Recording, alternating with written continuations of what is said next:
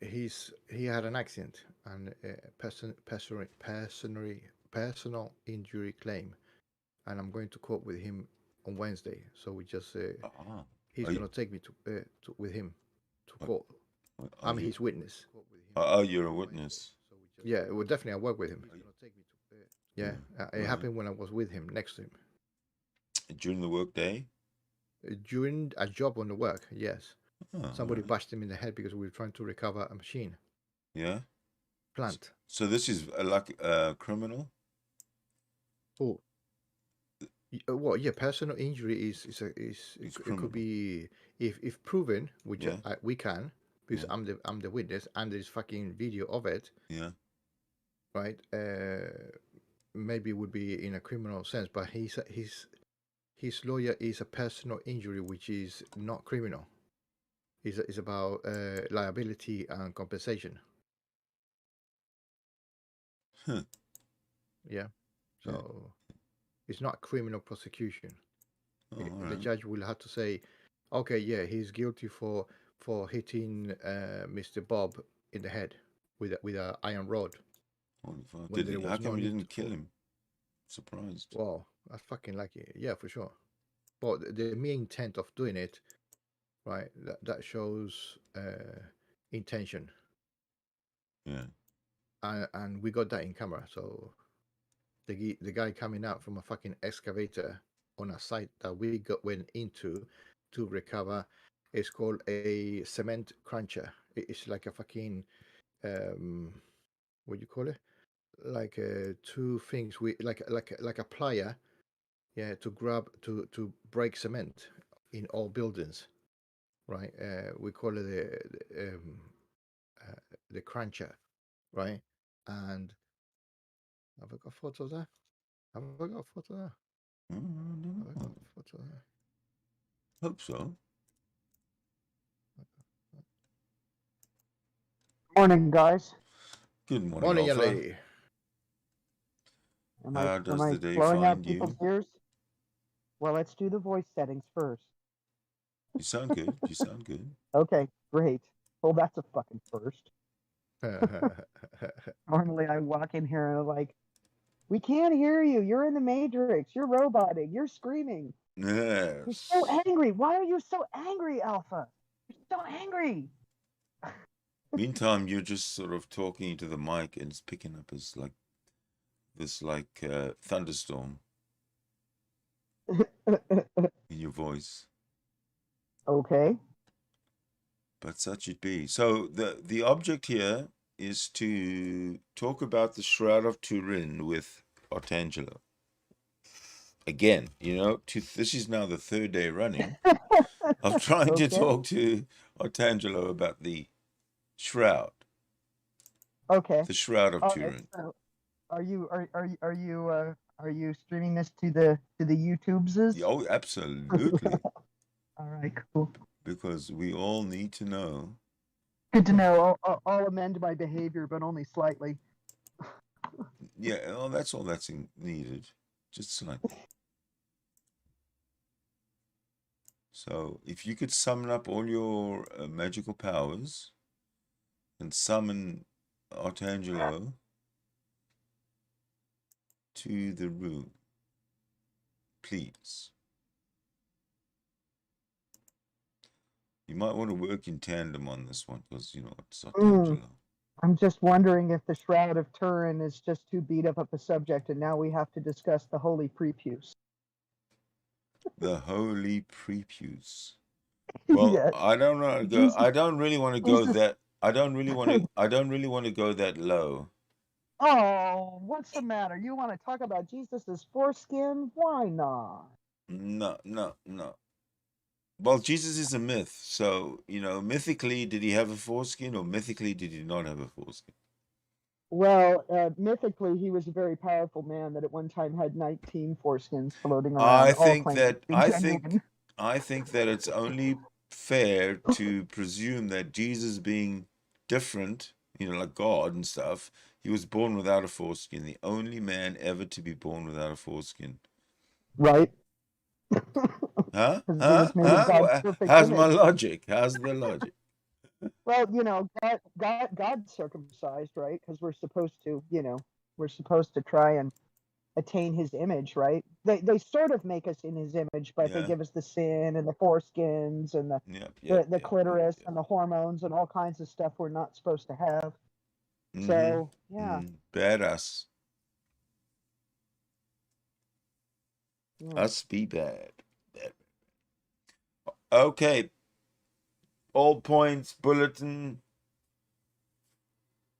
Be on the lookout for one Otangelo Grasso. Last seen in Brazil. You can limit your search to more than the coast, the Atlantic coastline of Brazil, and you should locate him somewhere there. I think that should pinpoint it close enough, shouldn't it? Oscar, do you speak Portuguese? Nope. Do you understand it? Nope. Do you like Portuguese? Nope. Do you like the Portuguese language? Nope. All right, so you hate the Portuguese people, you hate the Portuguese language. Why are you such a racist towards the Portuguese? Oh, not liking something doesn't by default make somebody racist. This is not at all what I intended. I was going to say, on the off chance that Oscar did speak Portuguese, he could give your announcement in Portuguese so the people of Brazil could actually hunt Otangelo down and drag him in front of a webcam. That's all. Hunt him down and drag him in front of a webcam. And you had to spin it off into this whole It sounds very Ceausescu-esque. Are you racist against Portuguese-speaking people? No, he said he was racist against Portuguese people, and then I asked him if he was racist against the language, and he said yes. No. To me, I'm not racist to anybody. You answered all my questions that way. No, you said you don't like. Correct. Not like it's not a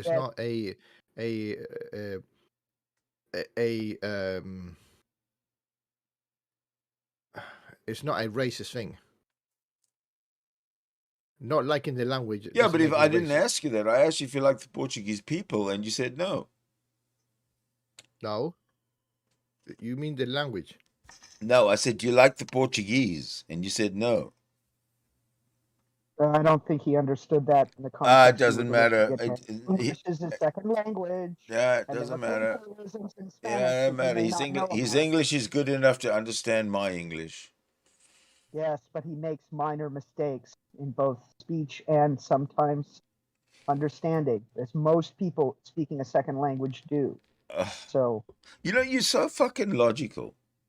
No, I'm sorry. What the hell's the matter with you? Look. When you say, do you like Portuguese or do you like the Portuguese in Spanish, it doesn't have that same. I don't speak Spanish. Come on. That's why you wouldn't understand where Oscar would be coming from. Oscar's been living in the United Kingdom for 25 years. He's been. He has. Yeah. First language is Spanish. That's he has been indoctrinated. Are we bitching?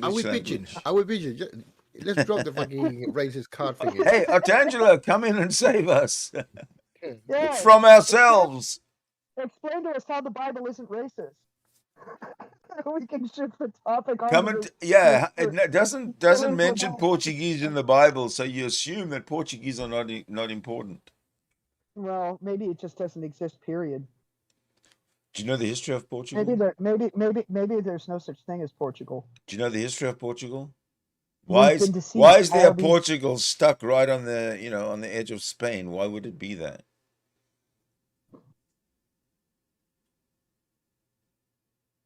And how come there's this in the Iberian Peninsula? There's this Portuguese language that sort of wasn't there in the time of Al-Andalus. Why? Well, there are three other places in Spain, provinces, where the main language in there is not Spanish. It is Spanish, the secondary, because it's part of Spain, right? Catalonia, the top part of north part of Portugal. Mm-hmm. Yeah, they speak in a different language. Galicia, what they call the Basques, they speak Yes. another language, Yes. right? And Yes. then Barcelona is on the right side. Barcelona. That's Basque. So I just wanted to draw your attention to the chat. Henry Hansen is with us and David S. is with us. Hello, good morning. Hi, David. Hi, Hello, Henry. yes. Iberia is multi-ethnic. It's like a bunch of different countries. Yes, yes.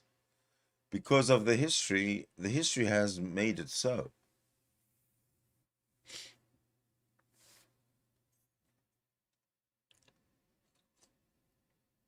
The beauty about history podcasts is that you can learn all this kind of shit while you're walking your dog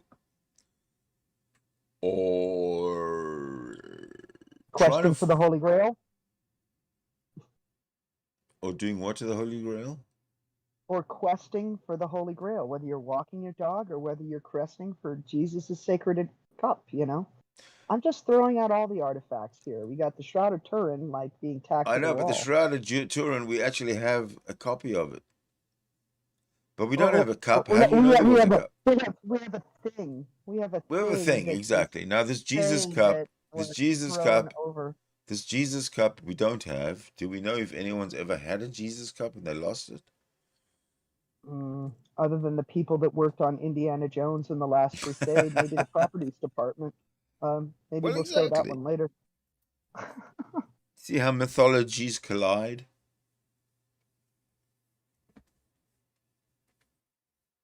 And are woven into other mythologies. Yes. Sometimes that makes those mythologies more interesting. Have you guys Sometimes it just makes them more confusing. Have you guys caught anything lately about the lulz cows that we watch normally that I missed? Any news? I put in a video of Darth Dawkins being beat up by a teenager for the second time. Oh, nice. That was a really pretty sweet destruction. And then I dropped another link in your chat where Darth Dawkins took on another gentleman on Clubhouse. I think his name is Carlos. Well, you can stream them and we can watch them from here. Yeah, we can all watch them without my system crashing.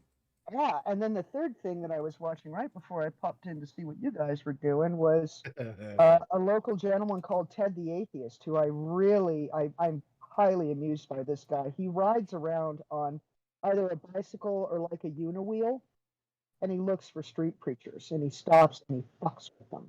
And, you know, he's a lot of fun. Really, really intelligent guy. Doesn't give his position in any of his arguments, but it's clearly very, very well educated. And small potatoes.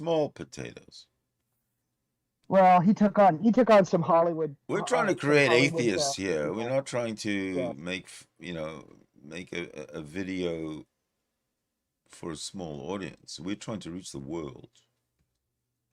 Well, the only difference between the Tom Rabbit videos that I just mentioned and Ted the Atheist is Ted is doing it in real life. He goes right into these guys and just, you know what I mean, both feet.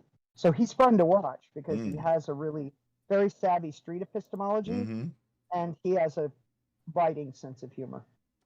The Hollywood Boulevard crew are sort of a notorious, you know, obnoxious people. So I kind of liked watching Ted, you know, thump on that guy, the guitar playing preacher. But yeah, do you want to check out the Darth? Yeah, Darth sure. I mean, I'm okay. If you want to ask Oscar, see what he wants to do. Hey, Oscar. I think he's listening to another stream or something. Oh, I don't. Unless he's in another room. He could be in another room. It also could be Oh. that he's forgotten how to use his computer stuff. Sorry David about that. David says Darth is getting more spastic as his senility increases. Poor Darth.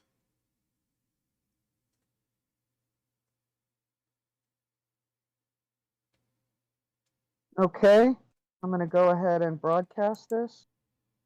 I'm going to cut my mic and then I'm going to go ahead and broadcast this. If you guys want to talk over it, be my guest. I'm going to mute. All right.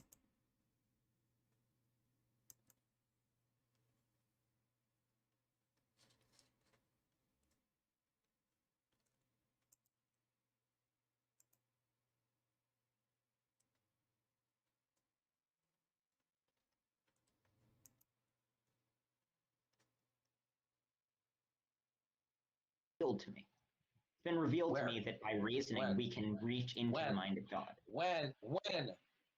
Fairly recently. When? Do you want me to give you like a time? Like when did this happen?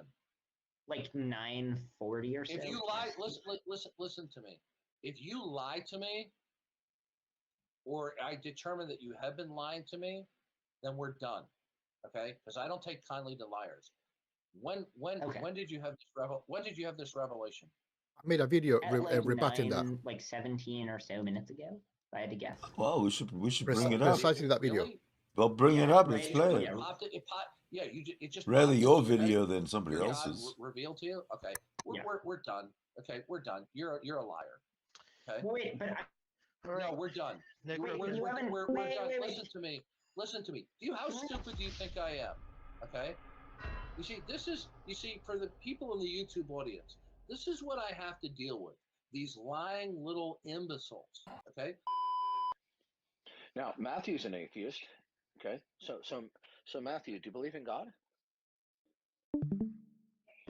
No, as you mentioned, I'm an atheist. Okay.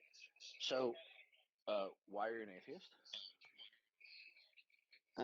Well, so my answer would be kind of like Graham Oppie's answer. I think that if we look at the world as a whole and we consider the different theories, I think that the theory that God exists that doesn't work. is a terrible explanation of Graham nearly all Oppie's the a smart things. guy. Listen, Graham Oppie's a smart guy, but all he's simply doing is appealing to abduction or parsimony. That doesn't get you to a necessary conclusion. Yeah, I would also appeal get you to abduction and parsimony. No, but abduction doesn't get you to that God doesn't exist. Okay. Well, I would obviously So dispute Graham that, Oppie, right? in spite of as smart as he is, his line of reasoning fails. First of all, he's appealing to parsimony. Well, Parsimony doesn't get you to.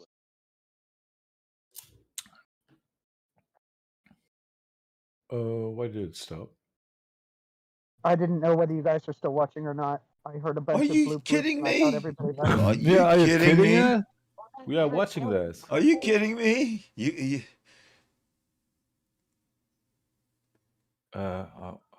what's going on? Necessary truth. Parsimony or Occam. Are you using Occam's razor?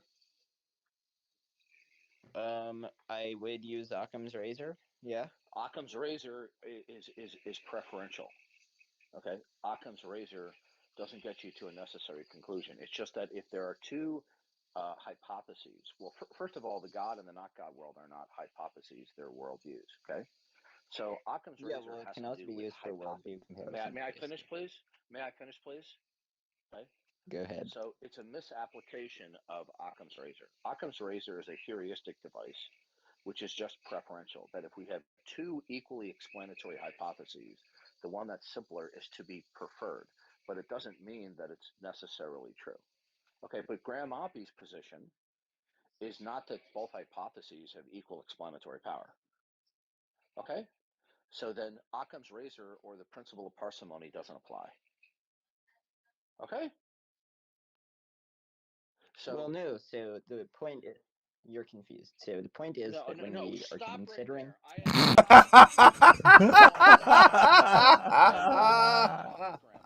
you talked? well, I was about to explain how you were confused. Yeah, I'm not confused. Okay, I'm still waiting for you to tell me why there is no God, rather than make an appeal to probability. Well, so I wouldn't make the claim that certainly there is no God. I would make the claim that God is improbable. No, that's a category as I would error. make about That's a other category. That's a category error. Well, Okay? no, it's not. Probability. No, yeah, it is a category error. See, this is your biggest problem. I've debated and talked with you a number of times before. Okay, I've your talked is biggest problem. is I'm not committing in your the deviation, Darth. Please do not overtalk me. Oh, Your sorry, biggest sorry, Duff. problem is your Yeah. Well, we had a is good Special debate. special pleading. philosophical. That's what If he's you committing. overtalk me again, I'll remove you to the stage. A lot of our customers are enjoying the benefits of Redwood, but have you ever considered stacking it with Testro X? One thing that we know. Oh, yeah. I'll start all over. Your arrogance Destro blinds X. you to your poor philosophical reasoning. Okay? What is ultimate is not subject to contingency. What is ultimate is dictate what is possible or not possible, or what is or can be or cannot be. So you're making a category error. Okay? Here we Now, go. is there something ultimate? No. Say no, so please. It would depend on No! by ultimate. He'll be No. kicked. Is that No, there's nothing absolute else. within itself? It's self-contained, fuck. unconditionally non-dependent and derivative, and everything that is not itself derives and depends upon the ultimate. No, you have to Is prove that anything first. ultimate in your Bullshit. opinion? Okay. No. So I have a clarifying question about I'm going to ultimacy. kick you off the Suppose I stage believe. if you don't. I have I a told you clarifying he'll be question. kicked. I'm going to kick you off the Well, I stage. don't know what you I asked mean you a by question. ultimacy, so I'd like to. I just explained it to you. Yeah, well, I don't know what when. Yeah, well, I have a clarifying question about that, Okay, and I is promise I will anything answer your ultimate? question. You better make it fast because I'm well Well, accustomed okay, to the your question is, evasiveness. suppose I believe that the universe, that the sort of cosmos is a brute fact. Would that count as not believing in an ultimate? Would it being a brute fact remove it from being a possible brute candidate fact for is ultimacy? something that is stipulated that has no explanation either in itself or independent of itself. There is no identifiable, defensible reason why something exists. That's what a brute fact is. So would it Now, not be Or ultimate? non-exist. Again, no. Now, I'm asking you Okay, again. so then I something don't believe in an ultimate. Listen to me. This is your problem. You're an arrogant, argumentative individual. You constantly respond Projection. by diversionary verbal Yeah. tactics. Now, is anything ultimate? He just told you, I don't idiot. think so. Okay. I'd say I'm like Well, okay, 80 now here's the 20 on there problem. being nothing ultimate. Now here's the problem. Just say no, for Since fuck's nothing sake. is ultimate, then every proposition that you invoke ultimately is shrouded in mystery. Okay? Exactly like your Are we God clear? does. Exactly. Yes. No, why is that true? Okay, because there's nothing ultimately that provides for specifically what is, can be, or cannot be. Well, there's So no. it's shrouded in Well, no. So, listen carefully. no. So Listen. That's Being argumentative makes you look like Alpha. Could you listen stop carefully. it If there is for a moment? This is like every time, like nothing which secures what can be or not or not can be, or which secures the laws of logic, which secures whatever. This is so stupid because if God exists, he is not the one who secures it because he's the one who can break it. Right? So if he exists, then we cannot be sure of anything what's surrounding us because it might be just a trick from our God. Okay, I've done my piece.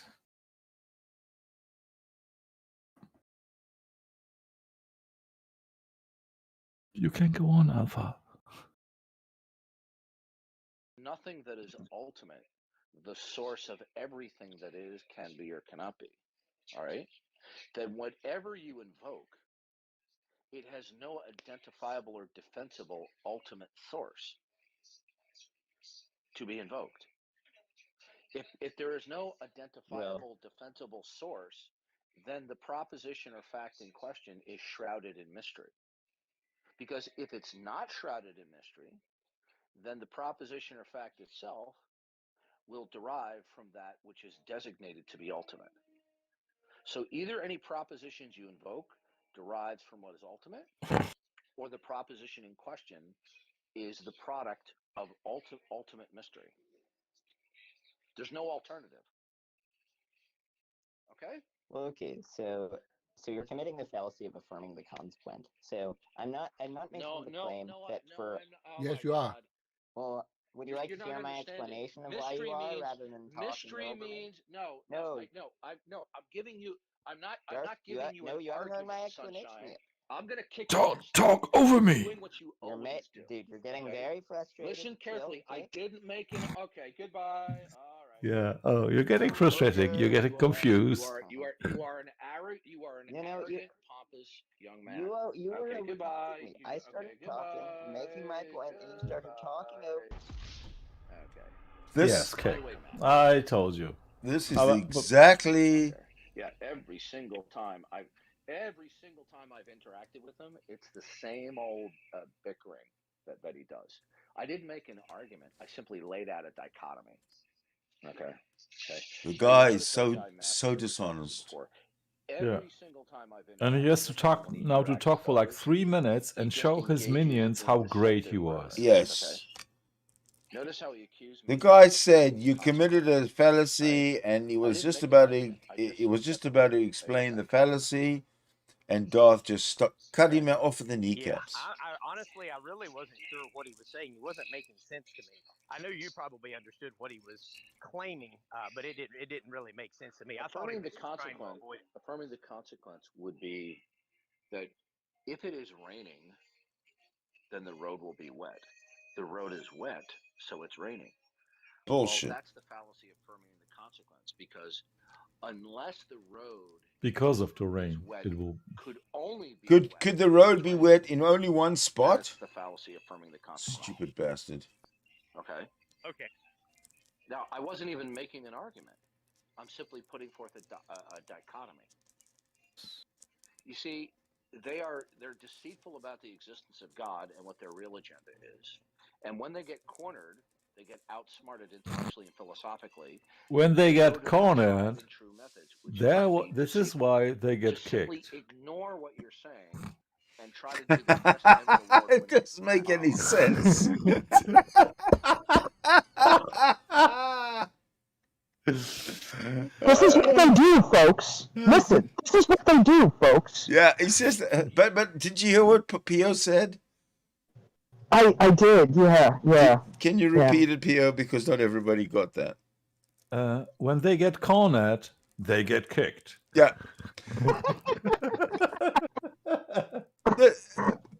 That's what happens. Yeah. So this guy said to Darth Dawkins, okay, and this was his response. Okay, so you committed a fallacy X, and I'm going to explain to you what you said. And he got that far before Darth Dawkins jumped right in and said, no, I didn't commit a fallacy. You are being whatever, you're being obtuse and deceitful. And if you say that one more time, I'm going to kick you. And so you got kicked. So, but nice that he still was able to say two things like, "Oh, you are getting confused." Yes, exactly. And I would like to hear this guy or anybody explain to me the fallacy that Darth cut this guy off from actually doing. No, in fact, he accused him of like he was claiming the what was the last thing they were talking about? I forgot just the name of it.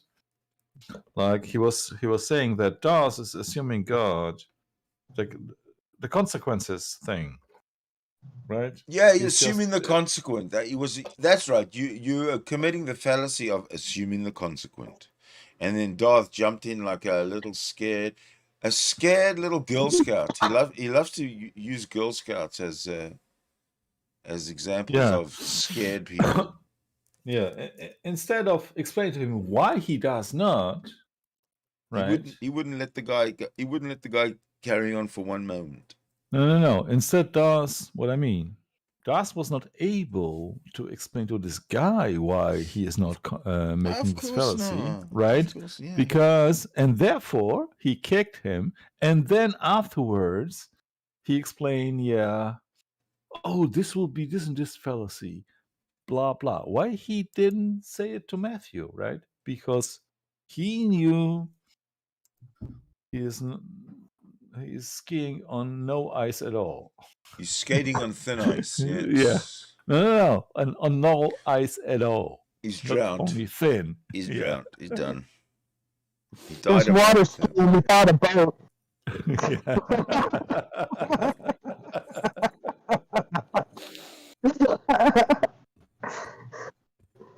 So let's say you're out and you're rowing a rowing boat, either on a lake, in a pond, in the ocean, wherever. You're rowing a rowing boat, and you're going through the motions, and the rowing boat is moving, and you've been doing it for maybe an hour, let's say, but you're still rowing and rowing and rowing.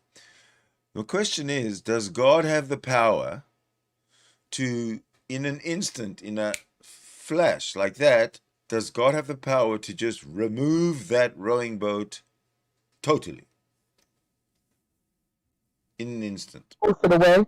According to the descriptions, yes, he is. And there is, in fact, there is no boat and no whatever it is, because it's he just making an illusion in our head. That's why we cannot be sure if God exists. And looking around and make some logical statements, we cannot do that.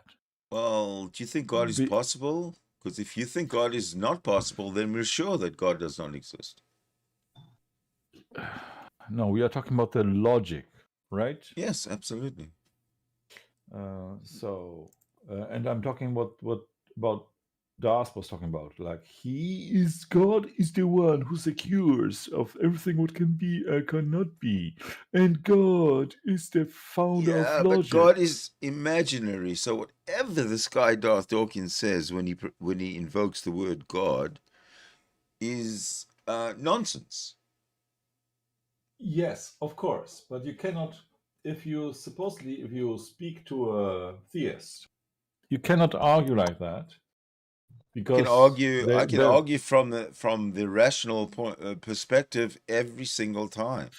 Don't tell me how I cannot argue. You can.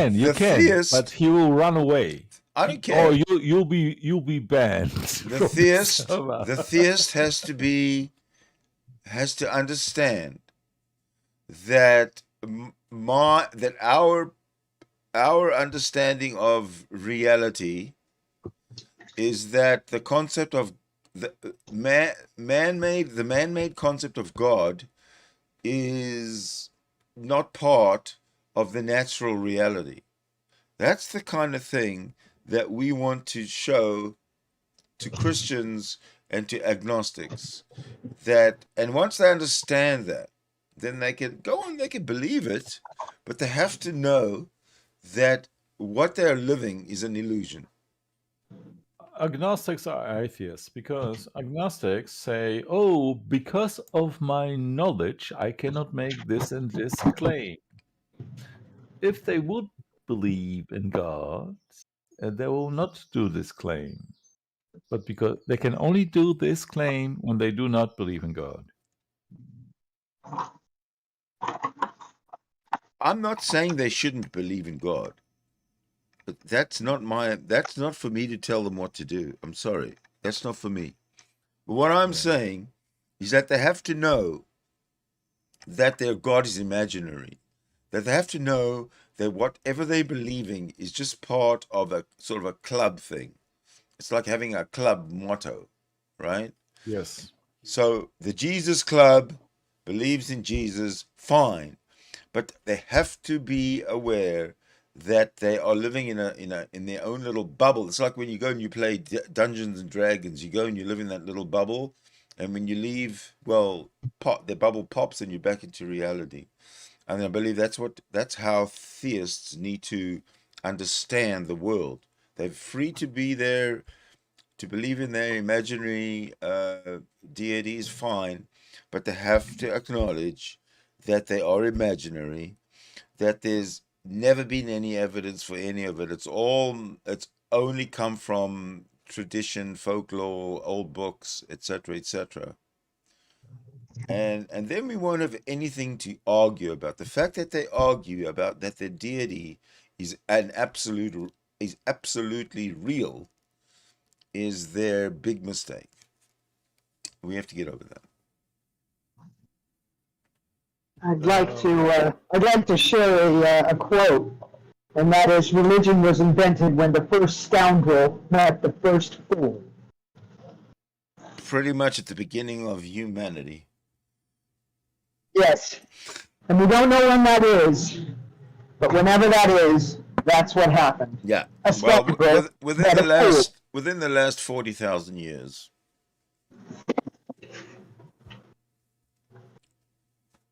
Or as far back as 40,000 years ago. I don't know how it works, but that's the time span. And this Earth has been around for what, 4 billion years, 4.5 billion years, 4.7. 4.7. It's a fucking long time. I think 4.69. Absolutely true. It's true. Considering that 40,000 years is all we've been here for. That's it. We still cannot pinpoint the moment that religion became shifted from being like tribal animism into this instrument of mass social control. Who is Henry talking to in the side chat about? I mean, in the side chat about a about mic. the mic. About the mic. Is my mic horrible? No, your mic is cool. No, well, the way he's hearing, I don't know who he's hearing. If you're talking about getting a new mic, I know that somebody has a new mic arriving tomorrow. Yes, and I know it too. So, Henry, who are you talking about? I know who he's talking about, so I'm just going to shut my mouth and stop commenting. That was fucking. I'm going to go ahead, Henry, and I'm going to mute my bad fucking mic right now. Oh, listen to this. Here's his excuse. I don't know their name. I know. And then he said him, right? Yeah, Henry Right. just messing around. Let's do something. Let's do something for entertainment purposes. Right, Alpha just saw. Was it 2 videos ago? The one she broadcast about this Omni guy trying to have a conversation with Daft Dawkins. Right. Yeah. But the bottom line here is that he said that he don't take kindly to liars. Mm-hmm. Right. Mm-hmm. He made emphasis on that. Now I'm gonna give you a what I'm streaming right now. Mm-hmm. Broadcasting right now. This chap, Patrick Stephen Rivelli. Ah, can you see that, I love right? this. Yeah. Hold on. Can you see that, right? Yes. Yeah. Right. Okay, but I want you to put focus on the year, right? June 2020, and apparently the middle of the year is something that triggers Gary for some fucking reason, but it's 2020, June or July, doesn't matter, right? Yeah. So okay, this guy died a year and a half, give us some change, right? Just over a year and a half, right? So having said that, let me do a change of something, right? So in 2020, yeah. So I'm gonna show something here. Change Windows to this one, right? Now I'm finished with this one. Right here, the next year, right, on 26th of June, right, 2021, Daft Dawkins joins J.S. Thompson. Let me put in bold here. I was watching that live. Right. So he joins, and he quote unquote mistakenly broadcast his himself. I recorded that. I recorded that exactly as it played out. Right. Well, I got that. I got the whole footage. Right. Yeah. So he was trying to deceive people by acting as the person who was being broadcast. Who the deceased person. Yes. Right. But then when somebody brought to my attention that it wasn't Daft Dawkins, but rather Patrick Rivelli, then I started making some investigation, and I found out the guy was fucking lying, right? But this was on 2021, June, right? But guess what? What the video, June, right? Now I'm gonna show you. Remember, June 2021, right? Daft Dawkins interact with this guy 1 month before. Right, on July. One right? 1 month after. No, 1 month before June. Yeah, sorry, my apologies. Yeah, right? So he lies first, right? He lies first. And then here he says, I don't take kindly to liars. Do you understand the fucking sarcasm, irony, right? He's capable of lying to a YouTube community, Yes. right? And this is what I'm going to show in my video, right? I'm going to play it now. Do you want me to give you like a time? Like when did this happen? like 9:40 or so? If you lie, listen to me. If you lie to me, If you lie to me, right? This happened 1 month before. If you lie to me, right? So he broadcasted where Sidney managed to record it, and I got a copy of it. The guy on the top is the real footage. The guy on the bottom is actually Darth Dawkins, aka Gary F. fucking Mill, right? And this guy lied, right? He purposely used deceit to ghost this person and pass as this person for a brief moment for entertainment purposes, to have a fucking laugh out of a dead person. And he's got the audacity to complain about somebody that he thinks the other guy is lying. or I determine that you have been lying to me, then we're done. Just chew this Okay? one Because out. I don't take kindly to liars.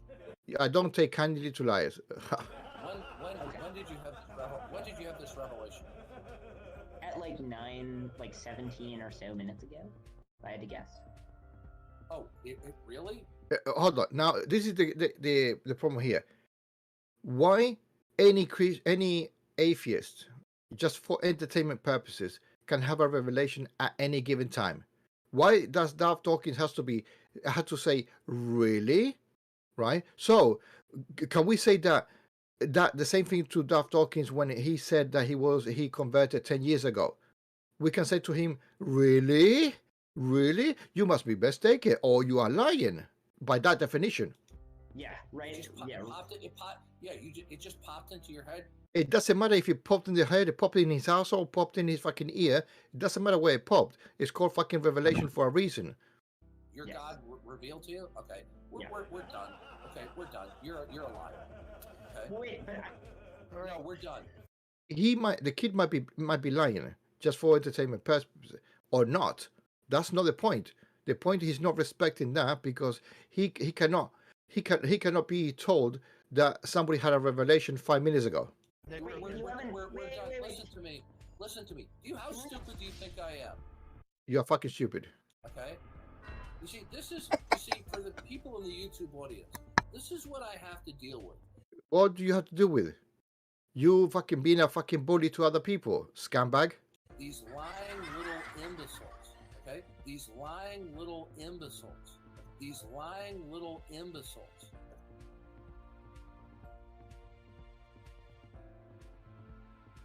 Anyway, that's enough. The rest is fucking bullshit, right? So the moral story here, is that Darth Dawkins is not fucking trustworthy for even 1 second, right? He's a mega bullshitter, right? He's full of fucking double standards, right? And he's just a bag of contradictions, pure and simple. Okay, he's a right cunt. He is a right cunt.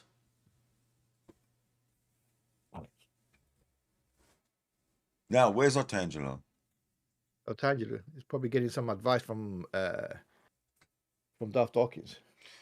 Yes. Yeah, that Sidney Wiz is inviting me. What the fuck should I say? Hold on. Let me write you my script. It would be £2.50. You'll just come in and copy paste everything that he finds, and not actually stand up for his to defend his argument at all.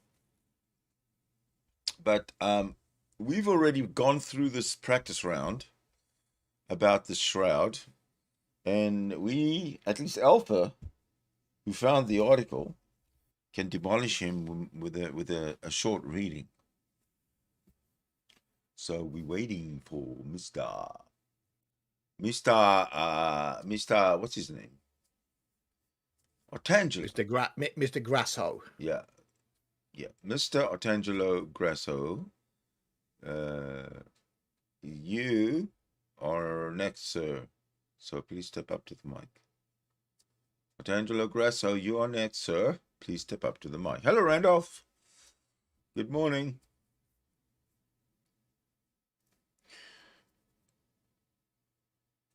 Who else has got a video for that we can play and review and react to?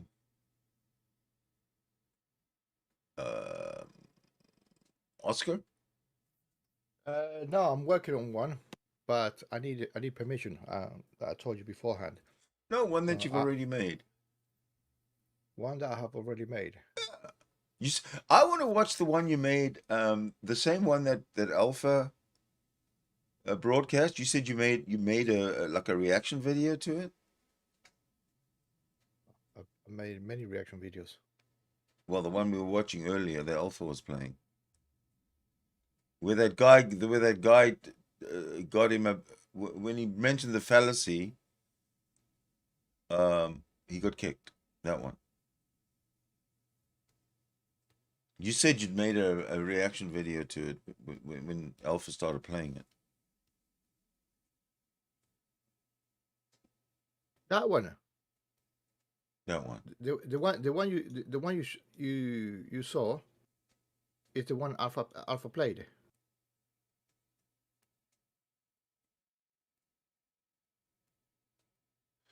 Yeah, but you said you made a reaction video to the one Alpha played. The same one. Yeah, it's the video about the deception, the Daft Talkie that doesn't take on to liars. No, that's a different one.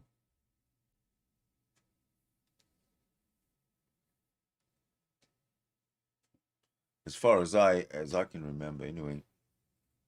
It's irrelevant. Yep. But if you do have a video you want to react to, throw it up there.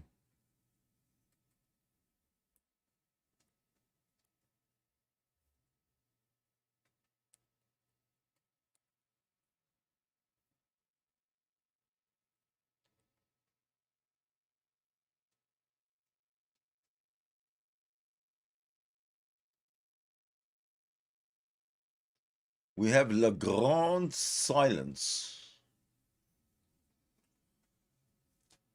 Why? Is everybody on mute because they're looking for videos to play? I hope so. I have videos, if you don't. But, you know, it's better if you run them than I run them because of technology.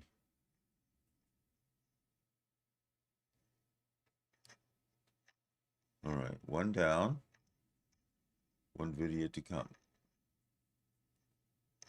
No, that's Oscar left. Shit.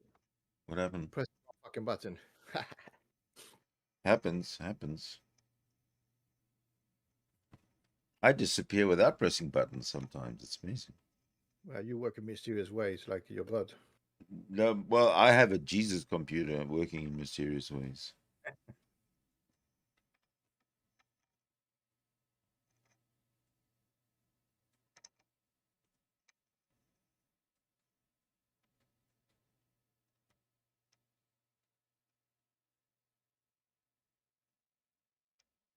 You know, another way I know that the Christians know that their Jesus is a fake, is a myth?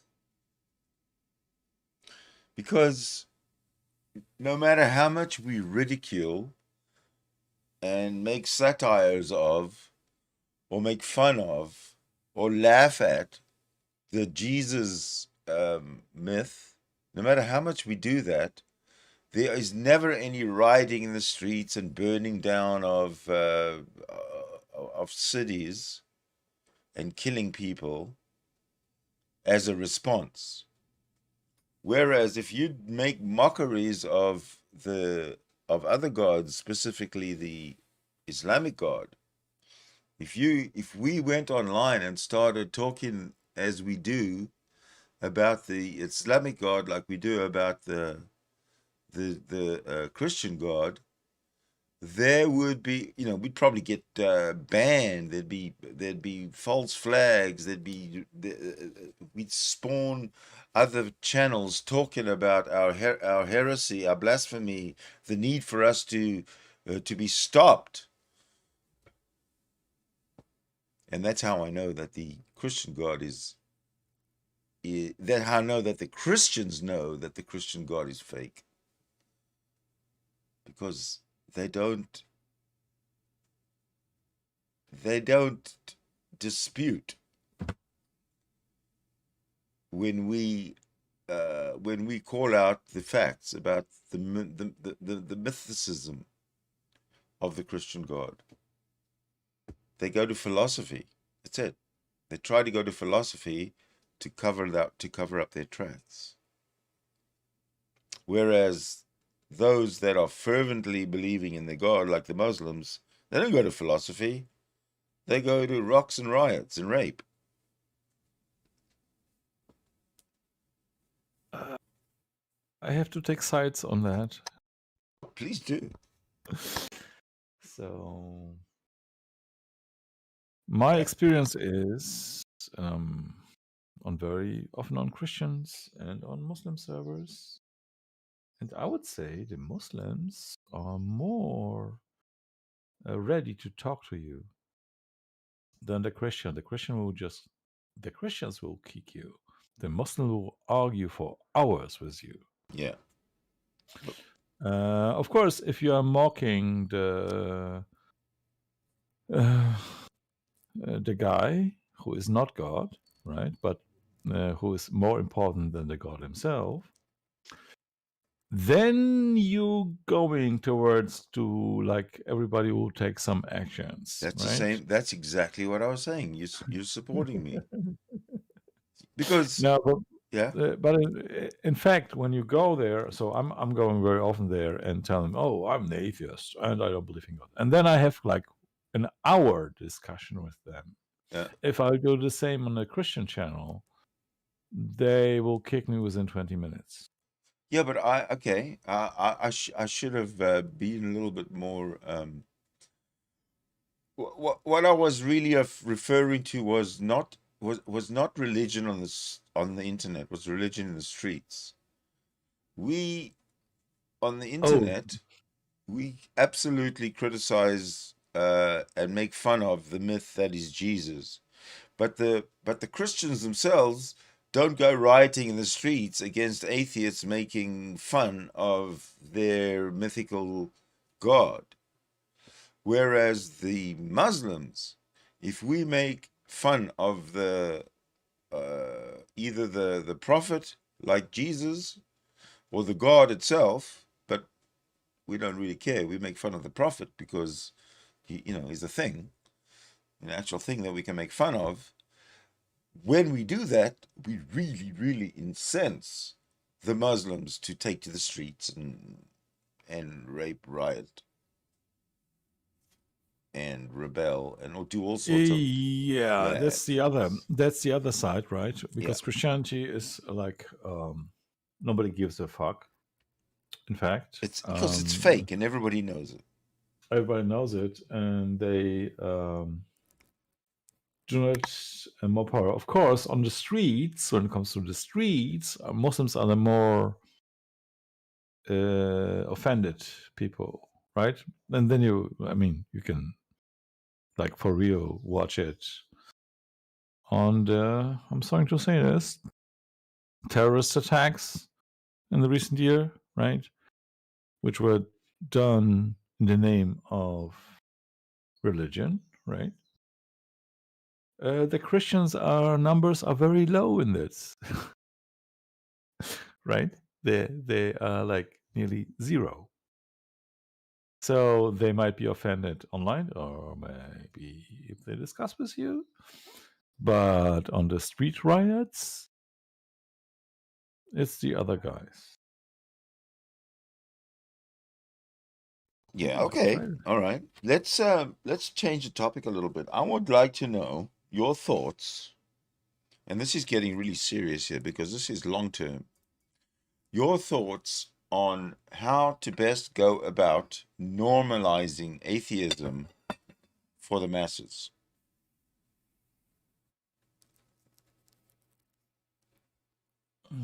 Any thoughts? Anyone like to come in to the room and offer some offer your Normalizing thoughts? meaning like bring to the broad audience or something? Bringing to the world that atheism is normal and anything outside of atheism is kind of not normal. It's fringe. It's not cool. It's like a relic of an older age. So in fact, there be it happens just from itself, right? So if you look up the numbers, of course Christianity will claim, oh, we are growing, and then the Muslims, bro, we are growing too compared to the Christianity. But in fact, the fastest movement are the atheists. They are just still in a smaller group, right? Yeah, but they're we're growing not growing faster. because we're saying, come join us and be Yeah, part of the big exactly. family. We're growing because we're presenting facts that contradict Mhm. the traditional way of thinking. So the numbers of people who are living their religion, that's the point. And they are living not because we brought them the message. They are living because they are thinking persons. They evaluate the arguments, and this is the reason why they are living. Not because we are not going on the street and says leave religion, or whatever, right? We are not doing that. No, it's We a very have soft. It's a very soft process. no. We just talk to the atheist, to the theist, right? Mm-hmm. And the knowledge or the internet, and the internet has a side to it that it's make you knowledge accessible, right? Of course, it makes it accessible to the stupid stuff too, right? But it makes you more accessible to knowledge if you searching for good stuff, right? So, if people are just a little bit unsure, they will watch the arguments. Of course, we'll watch first the arguments of the people who they believe into, right? Like all the minions of Darstalking will watch the Darstalking videos to make fun, to laugh about the atheists. Exactly, it's fun. But if they are already kind of struggling, they will see how stupid the arguments of Dars are. I just think right? we have to move out of the entertainment phase of this movement or of the zeitgeist to the to the education and activism phase. No, the education stuff. So, what I think, the education stuff is the normal education. The normal education will lead you to think that all gods are imaginary. Because you are learning in school that, oh, all these gods, other gods, are just mythology, right? And if the school is good and the people have their thoughts, they will suddenly ask yourself, wait, why is the gods of, I don't know, the Greeks or the Aztecs or not Swahili, I don't know, right? Why those are myths and our stuff is not. Right? So they come to the conclusion. And of course, there's society where you're growing up, and not in every country you're like free to show what you think. Yeah. Because religion is still a force which regulates your day by day life. But even in Muslim countries where it's really happening, there's a lot of atheists. And the numbers, according even to the defending of the Muhammad praising as a god movement, you get numbers from 20,000 a year to 200,000 a year or 2 million a year, right? So those are their numbers, and I can make an effort to show you that the Muslims are talking about that, right? So even among them, yeah, they believe it's declining, even if they are producing Muslims as rabbits, right? It doesn't stop you that because they are called Muslims because they are born as a Muslim, right? But it doesn't mean that they think that, or they are allowed to think openly to think that, because the repercussions are very heavy in some countries, right? And what we have here in Europe, like when the Muslims are on the street, or somebody's oppressing us. No. Those are the people who are the minority who came here to pretend to spread Islam, but in fact they are enjoying the Western world, and they don't get jobs, so yeah, and this is how they get money. Yeah.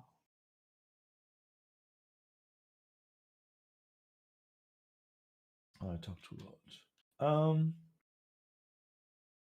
Yeah, did I answer your question in any way, Sidney? How we do it? Right? You know, you spoke for so long and on nothing in particular that I forgot my question. Yeah. So the question was how we do it, right? No, my answer is we don't need to do it. It will happen on its own. Is that your question or your answer? My answer. It's happening. It's happening right now. Atheists are growing. Yes, I absolutely agree with you. Still a minority. It's also very unfair to claim that a country that is closed and that is a police state and is a theocracy, to claim that there's no atheists living there, when atheists are putting their lives in danger if they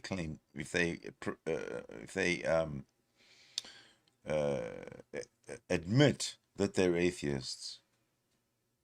So I believe that most of the Arab countries, most of the population of the Muslim countries, I should say, except for Pakistan.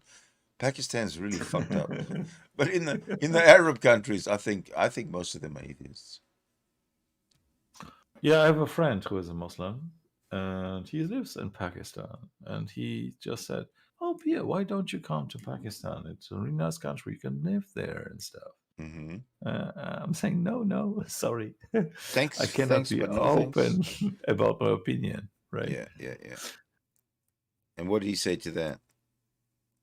Oh, it's not true. Just don't say anything political. Just don't say anything. We are free. Just don't say anything.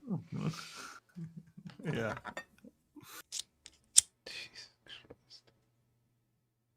I think I don't know about you guys, but I think Pakistan is a problem from many different directions. Other, set aside the fact that they're religious lunatics. There are in fact two movements there, like the Muslims and the Hindus. In Pakistan? No. Yeah, they are like in a super minority, but they are like still there. And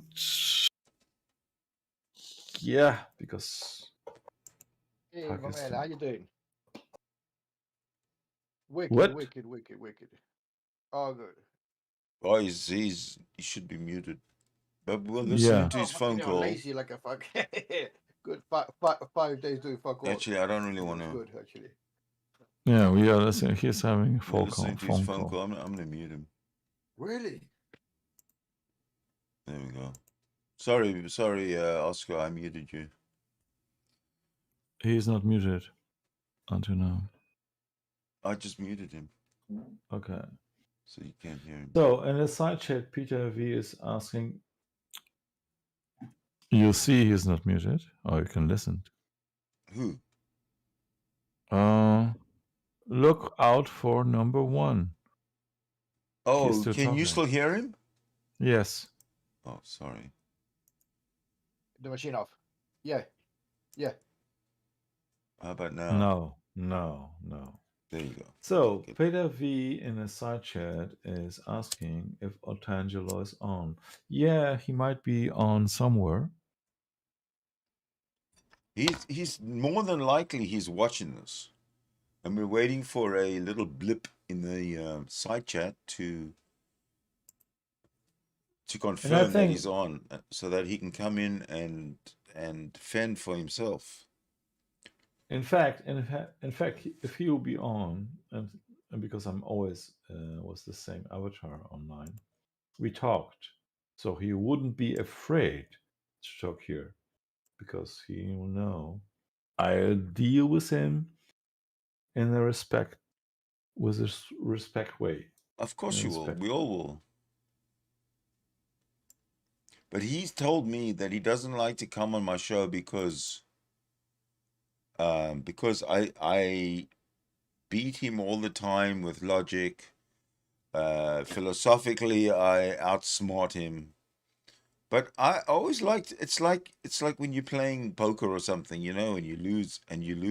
Sorry, you're playing and you never played much, but you go in there and you win $5, and you get up right away and you leave because you've got your winnings. Well, that's not very. It's not really sportsmanlike. You stay and play with everybody else and give them a chance to win their $5 back, whatever. So, I think that's what Otangelo is a little scared of. He's scared of being intellectually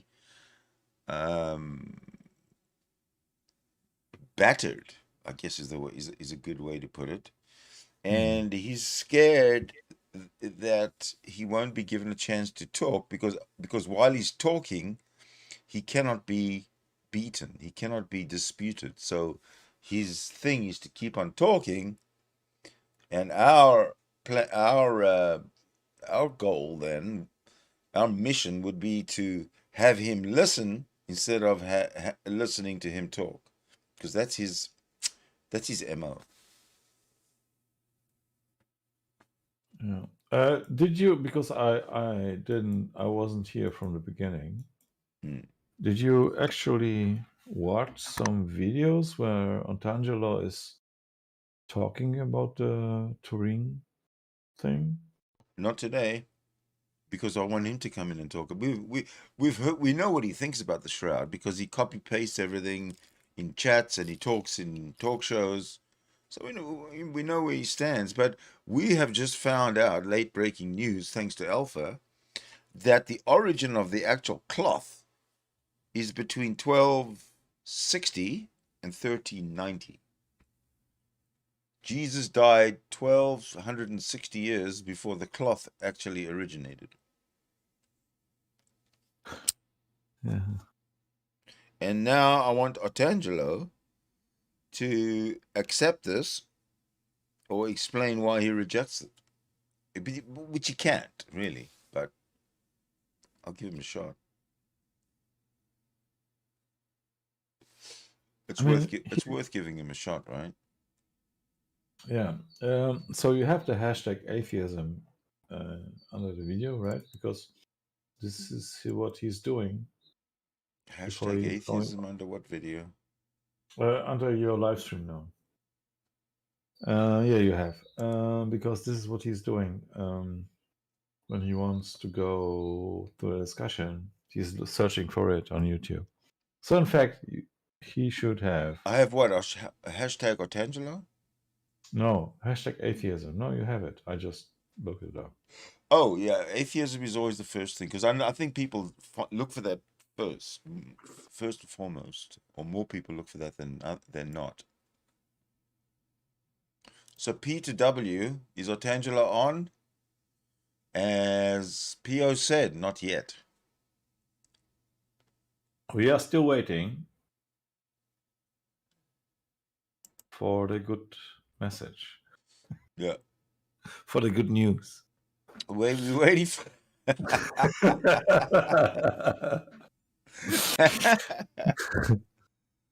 That's right.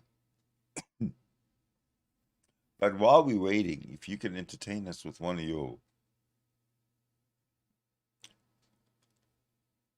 with one of the videos from your archive, or one that you created? I have to look it up, right? First. Well, you don't have to look it up. If you don't know what you're doing, then that's okay. No, I didn't make any videos since like 6 months. It doesn't matter. It's if you made any kind of a reaction video to Otangelo or to Darth Dawkins, let's hear it. So Otangelo, yes, but only in German, so this will be waste of time. How long is it? How long is it? No, it's on my hard drive. How long is it? What's the length of the video? Long. So I have but you know that Darth Dawkins, when I was talking to Darth Dawkins, this is the only video. Okay, let's have that one. It's 41 minutes long. Yeah, well, we're gonna react to it, right? Darth Dawkins versus P.O. Let me copy the link. Or I have to open and stream it, right? Correct. Okay. So yeah. So before it starts, the thing is, I tried to talk to Darth before, but it ended like in a 5-minute conversation, and then I landed at some point on some channel where Darth was in it, and to kind of cuddle him or I don't know how you call it, not to cuddle. Appease him. Yeah, I started to write in the chat that Darth is not believing what he's saying, and this is how I got my conversation. All right, let's have it. Okay, I have to change. Just give me. Just another... share your screen while you're running it. But I have to like change the screens because of the resolution. And you know, there's always an intro. What do you guys in the chat think about this dilly-dallying on P.O.'s part here? I mean, you know, I like to get things going, hopping right along one after the other with no break. You don't see me lazing around and... So I'm sharing on my screen. And okay. Yeah. And we can start. Just let's do that. Okay. You don't know the power I'm sorry. of the dark side. I must obey my master. I will not turn.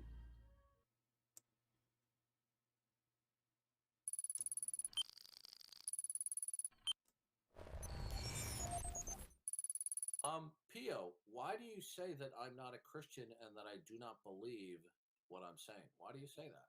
Because you're not acting like that. And I don't want to dox you here. You should know what I'm saying and what I'm talking about. No, I don't know what you're talking about. Are you talking about rumors about my personal life that are circulating by atheists who are trying to defame me? So you're not divorced? Okay, the rumors that you are reading about are false. These rumors were propagated. Listen very carefully. And in fact, there's a YouTube video by an atheist. Here we go. Who put under the scrutiny the guy who was promoting this crap, that he couldn't support it. Okay, guess who? Hot smoking crazy nutbag in Canada who is promoting these defamatory statements. Okay. Now, you've drunk the Kool-Aid of these scumbag atheists who are trying to slander, libel, and defame me. Okay. And I can assure you that none of them are true. Okay. Do you have evidence that these defamatory statements are true? So there is no video of your wife talking about you? Okay. There is no evidence that I am guilty, but what either does this from have to do with anybody's this thing? personal testimony, legally, otherwise, that I am guilty of domestic violence. I am not going to get in. I didn't listen about to me any violence. Listen to I me didn't carefully. speak Listen about to me any carefully. violence. Where did you listen to me carefully? Don't overtalk me. I am not, for the purposes of going to defend myself, throw any of my family members under the bus and drag them into this. Okay. I can assure you that the accusations that have been made by people like this guy, Sidney, Winston, Godless Girl, and others, these are all defamatory, slanderous, and libelous. Okay? They're not true. Okay? I never talked about you being violent to anybody. Number two, well, this lying piece of garbage in Canada is the one who promotes this stuff. Now, you said, I don't believe what I'm saying. How do you know I don't believe that Jesus Christ is Lord of Lords and King of Kings? How do you know that? You are not acting like a Christian, first of all. Okay.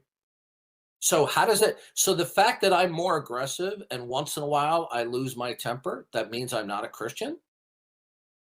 I mean, it's that not means like hold on, that means I don't believe what I say? I guess you haven't read the New Testament, where the Apostle Paul himself struggled daily with his own sin nature. And you want to talk with any Christian out there, every Christian has a struggle with their sin nature every single day. It doesn't follow from that I'm not a Christian and that I don't believe what I say. If you believed, and you are not Paul, right? You are like 2,000 years later, and you argue this stuff. So you should know about this stuff. Yeah, I don't even know what you're talking about. The bottom line here is you're slandering me right now, saying, number one, I'm not a Christian. And number two, I don't believe what I'm saying. You have no grounds to say that. Why? Because once in a while I get angry with lying dirtbags who viciously attack me and troll me morning, noon, and night on Discord. Okay. We actually don't know what actions what's he's interesting saying. What's interesting is this. Why would this even matter me from morning, noon, and reference, given that you're an atheist? Ought I behave in any certain way? You're not even interested in my answer. I asked you a question. This is what I'm saying. You're not interested in my answer. You will cut me off after the first sentence I will say.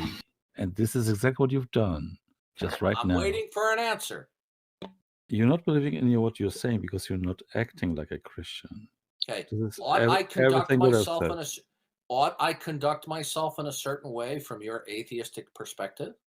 I'm just wondering why you're bringing up that I'm behaving this way or that way or not this. Why would that matter in an atheist worldview?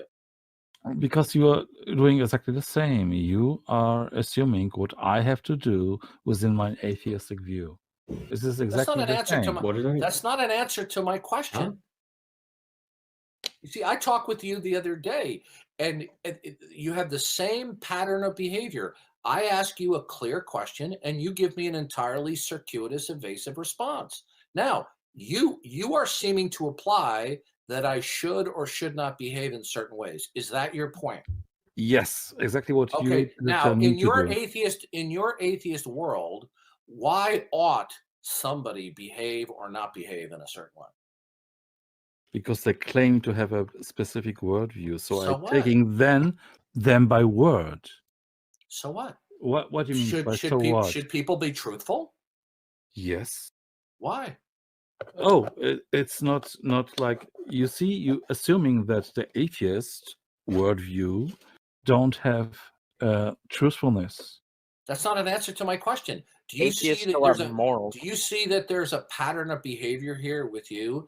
I ask a clear, circumspect question, and you give me an evasive response. Now, No. in your atheistic perspective, ought we be truthful? Yes. Why? Why?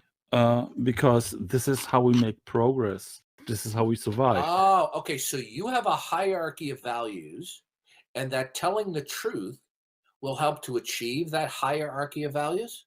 Is that correct? Hierarchy. I don't know exactly what hierarchy means. Everybody has. So I'm. It's like this is like a video which is a little bit old. I made a mistake there. So in fact, I should have said yes. I want to be everybody truthful, because if I'm talking to a theist, right, I want to hear his true opinion. Like when I talk to Darth Talking and he's telling me about his God, I want to know his truth, not the lies about his God, what he's telling me, right? This was my mistake. Like I'm looking at it in retrospective now. Any other comments, Sidney? We can move on. No, I'm just enjoying this comment or no comment. Okay. A hierarchy. It's a level of values. Some values are more important than others. Okay. Yes. Okay. I agree. Okay. So you think that we should be truthful, I should be truthful, or I shouldn't be a hypocrite, blah, blah, blah, because it will facilitate your hierarchy of values of how things ought to be. Is that correct? How these things ought to be. Yeah. It's should certain states of affairs ought to be, such as or is progress, which you just cited to. Yeah, you said progress. Yeah, I said progress. I agree. When you say progress, that's just a term for I want certain states of affairs, that it's better if affairs were this way rather than that way. Well, what determines that any state of affairs is better than another? Is it by a popular vote? No, it's the evidence, how we survived. So may I give an example? You give me 10 seconds? Well, you just given another value there that whatever facilitates survivability. Why is survivability preeminent? We're all going to die anyway, right? Right. So But we survivability. are... So let me say this. So Mhm. survivability, from your point of view, is simply delaying the inevitable of non-survivability. So what you're saying is we should promote the slowdown of our demise. That's all. So what? No, this is not what I meant. This is not what I meant. Survivability. Listen, I'm going to ask you a question. Is anybody today going to be alive 500 years from now? No. Okay, so all you say we should promote survivability, but we're all going to be dead. We're not going to survive. Yeah, but so when you say survivability, you just mean prolong. Our highest value is prolonging our inevitable demise. That's your value, right? No, this is what you are saying about my values. Survivability. You don't let me explain what I mean by that. I don't think you're understanding what I'm saying. Survivability. No, you are assuming what I'm thinking. Is our demise inevitable? What I mean by surviving is what I asked you a question. Yeah, but you don't let me answer. Listen to me. I'm interjecting because you're evading. I asked a simple question. Is our demise inevitable? Let me Google demise because I still don't know the word. Is our non-survivability inevitable? You see, you as an atheist. Okay, is our demise unavailable? Okay, of course. When you mean if I will die, the stuff, I agree to you. Is inevitable. Okay, so your highest ideal is simply to, how shall I put this? Because English is not your first language. Your highest ideal. No, it's not a delay. To prolong our death. But we're all going to die anyway. No, that's not the value. You said so let me- survivability. let- Is yeah. survivability the opposite of dying? Yes, Just doesn't let but you So it's your not. highest It's what I ideal mean. is Why to- don't you but let me finally tell he what I will mean do by it. that? He Why will do don't it. She'll take an hour and a half. No, it's not. I'm I would answering like to know. I would 20 really like to. seconds, right? Okay, guys. Yeah, Okay, and hold on a before you come second. into a server and Ho- insult Hey, somebody, you Barth, should speak Darth, the I don't want to. language. Barth, shut up. I don't want to have to mute you. Listen, as much as I disagree with this guy, I don't want us to dogpile on him. Okay, because I don't think that's fair. I mean, I think what he's saying is garbage. But let him speak. Go ahead, Pio. When I mean by survival, I mean us all, like the whole humanity. So I know I will die, and it's not about extending my life; it's extending the life of our society. Oh, so you mean the species? Yes, Oh, well, the point is do you believe in the heat death of the universe? yes, Okay, so everything's going to die anyway. yes. So there is no rhyme or reason why anything happens in this world. Okay. Why? So the reason why you want to prolong the species is because you and maybe some other people happen to have mutations genetically to think that way. Isn't that correct? It might be that we will die in 100 years if we You not. didn't answer my question. Do you think that the survival of the species and by the way, people we have people who are atheists and communists in various governments around the world, right? And they're atheists like you, but they're fine with lying. Lying does not mean it will undermine the survivability of our species. Okay? Because now you changed the history. topic. Let me ask you this Lying. question. No, you brought it up because you said that your I highest didn't ideal. I changed the topic because suddenly he was talking about communism and I didn't answer this question. And now he's accusing me of changing the topic. And now he is asking me a question again. Yeah, fuck him. I didn't speak about lying. Yeah, you did. That's this whole conversation was about. It was why Darth shouldn't lie. By the way, it wasn't the voice when you actually did. Wasn't it Otangelo? I'm not really sure. What do you mean? Maybe I'm wrong. Like in the back sound, right? Yeah. There are people listening to it. Okay. And somebody says, "You actually did." Wasn't it the voice of Otangelo? I didn't catch it. Okay. Give me just I try to go like 5 seconds back. All right. That your I highest didn't ideal. I didn't speak about lying. Yeah, you did. That's this whole conversation was about. It was why Darth shouldn't lie. See, what you're advocating for, you're trying to Did you hear it? That wasn't Otangelo. Okay. I think and how I conduct myself is at odds with your highest ideal of survivability for the species. Do you think anyone in the room believes that's your real reason? It's not the. I don't care if they believe me So or not, my but that's attitude, my point. So my mindset, my beliefs, and my conduct will undermine the survival of the species?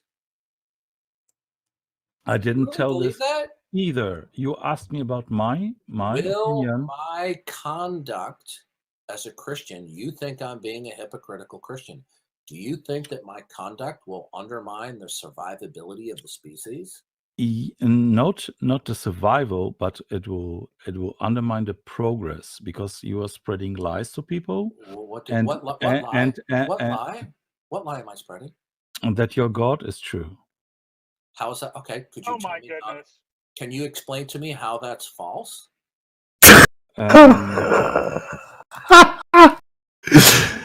If you just think of what I've asked him, because you're spreading lies about that your God is true. And he asked me, what's wrong about that? Play that back. Yeah. How is that? Okay, could you tell me? Wait. Do you think that my conduct will undermine the survivability of the species?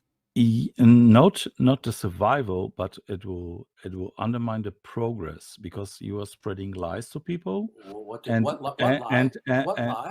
What lie am I spreading? And that your God is true. How is that? Okay, could you tell me? Can you explain to me how that's false? You see, the question with Okay, he says you're spreading lies. You said lies. You said the lie that your God is true, and then he says, "Can you explain how that is false?" Right. So if you like word for word, he asked me how is it false to spread the lies about my religion? No, I think you're saying you're spreading I know, lies that your God is true, and he's saying to you, "How is that false?" Right, but if you be a non-English speaker person, you will understand it in this way, right? Maybe, but I'm not a non-English speaker. Yeah, okay. But unfortunately, then I could get it. Maybe, I don't know. And I'll be brief. So we know. Okay, I'm looking at the clock here. I literally have 22 minutes, and then I have to go. Okay. Yes, of course he has to go because then his dinner will be ready, and he will have to go out of his basement and eat dinner with his mom. Yeah, here's a general knowledge, trivia. Here's a trivia question.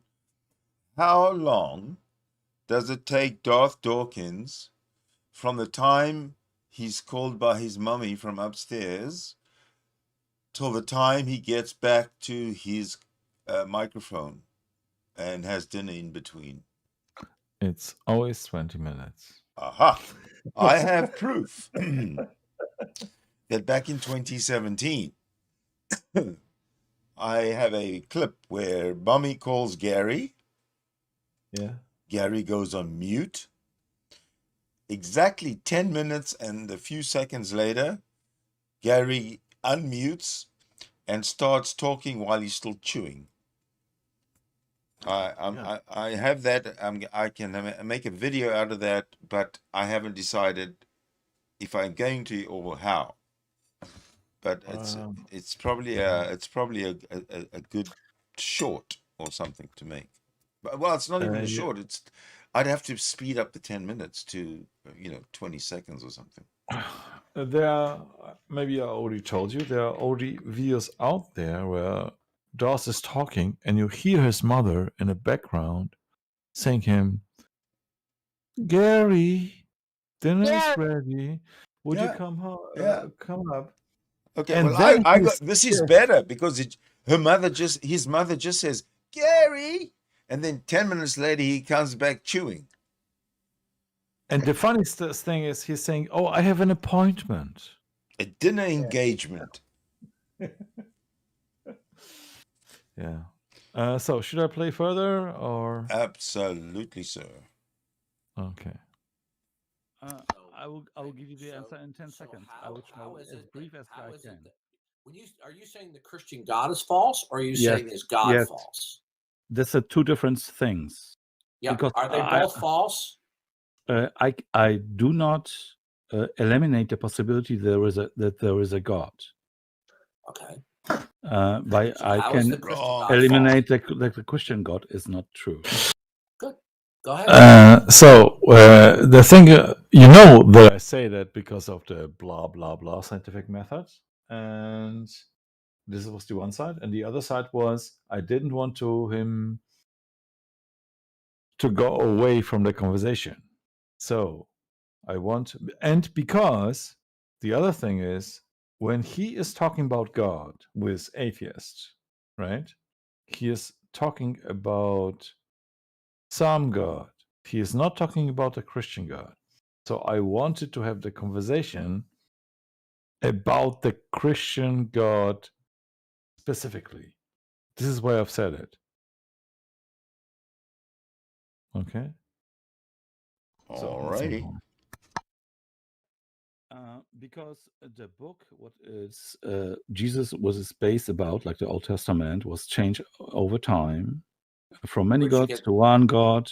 Where did you? Well, I've read the Bible. I don't see that in there. Where'd you get that from? Of course, because you read Where's your evidence? Ogatic texts, the Canaanite belief, where we see that all. Okay. So now what you're going to is an interpretation of religious history. Okay. Now the fact of the matter is, when you have you ever read the Old Testament? I'm a Jew. Okay. Have you ever read the Old Testament? So when I did this comment, right, I'm a Jew, it means that at some point in my life I was visiting the temple and the Old Testament was read to me like at least 12 times from cover to cover, right? So I thought this answer will be okay. But yeah. In reading, yeah, that's right. The question still stands. Have you Still read the Old stands. Testament? Let's say 80% of it. Okay, well then you should be well aware that the Bible starts out monotheistic in Genesis 1:1. The Bible does not advocate The current version. No. Okay, do you have access? What is the oldest known copy of the Old Testament? You have to just look up the Dead Sea Scrolls. I asked you a question. What is the oldest known accessible copy of the Old Testament? The oldest, I cannot tell you, but I know that. I can tell you what it is. Okay, how old is it? Now you said that the current Bibles in whatever. Yeah, it's a difference. Has been bastardized. Altered, bastardized. It's been adulterated from the original text type. Yes. Now, dear. Is that because you have access to the? No. Listen to the funny thing, because I told him, right, that the oldest version we have of the Old Testament are the Dead Sea Scrolls, and these are my sources. And now he's talking like for 15 minutes, and listen what he will say then. The oldest known copies? Because I see the Jewish religion as a sect of the Canaanite that's an entirely different matter. You're telling me. Hold on a second. That's why I'm saying that the Ogatic Bible. Hold on a second. You're telling me that the text type that is exemplified in various translations has been bastardized in terms of its original content to the oldest text type that we have access to? The oldest text type talking about these gods are the Ogatic texts. No. You're not. When I say text type, we're talking about the Torah. We're talking about the Old Testament scriptures, which was written during the Babylonian exile. So hold on a second. How do you know that the text type of the Old Testament has been bastardized from the original or oldest text type? How do you know this? How do I know it? Because I'm referring to experts on these fields. It's not my own study. It's not my own study. So you don't have an answer then, okay? I have an answer to it. Listen to me. It's pretty fucking far from having no answer. The current content text type of the Old Testament, as exemplified in various translations, including the English, was bastardized. But you don't even know what the oldest existing. Told you. Let me finish. You don't even know what the oldest accessible text type is. It's called the Dead Sea Scrolls. Now, yes, you see it. You see it. I wanted to give him like the evidence I had was from the Dead Sea Scrolls, right? And I told him that this version was altered. And now he talked like for 5 minutes, and now he's telling me, look at the Dead Sea Scrolls, right? How stupid is this guy? Yeah, he's dumb as a blade of grass. Yeah, it's like he didn't even listen what I told him, because I think I made it clear that my reference were the Dead Sea Scrolls that changes from many gods to one god happened between the Dead Sea Scrolls and the Babylonian version, what he is talking about. And he's telling me, no, that's not true. because you have to look at the Dead Sea Scrolls. How stupid is it? What you're appealing to It's is not the eldest, by the way. Listen. Oh, yes, it is. So if you refer to Dead Sea- that, listen to me carefully. Yeah. Listen to me carefully. The Dead Sea Scrolls is the oldest text type of the Old Testament scriptures that are in existence. Are you aware of that? Yes, and exactly Now, in this do text. you know Exactly in this text. Is Listen, this dude, you are where one it you are one argumentative dude. Now, do you know when the Dead Sea Scrolls or copies of the Old Testament were penned? Nearly 500 BC. No. But That's but wrong. the That funny is wrong. Okay. That is wrong. You see, No matter you're if telling me it's telling wrong. me that see what you're telling me is that you're saying that the text type has been adulterated, but you don't even know what the title is of the oldest prevailing text type of the Old Testament is, and you don't even know when it was actually penned. It was. And look at the video. I'm agreeing that I made a mistake. Because, of course, I was drunk when I was talking to Das, right? So I never recognized dates, but I was still right. And you will see that in a few seconds why I was right. Written anywhere between 100 and 150 BC, my friend. Sounds like ignorant conjecture. Now, when you're relying on experts, and I will go to the Dead Sea Scrolls to prove my point. Now, when you rely on experts, okay, then what you're appealing to is either one of two things or both, either probability or consensus. So you're appealing to either a probabilistic evaluation that the text type that is inherent within the Dead Sea Scrolls was adulterated from some prior text type that no longer is extant. So all you're simply appealing to, that the God of the Bible doesn't exist, is an appeal to some expert consensus. So I have like the experts been yeah, wrong because there is a big difference between So in the other Dead Sea words, Scrolls. what these experts say, right? That there is a means that difference the God of between the the Bible Dead doesn't Sea exist. Scrolls and the current version of the Torah. You're not getting your problem here. You're making an appeal to this nebulous experts that it's been corrupted. This is an opinion. This is a historical interpretation. Could they be wrong? Okay, I'll just post because I asked you a this is from Deuteronomy. I and asked you a question. There is no doubt. Are you making an appeal to probability or consensus? I'm appealing to people who are studying those texts for their life. All right. So you're appealing to a consensus?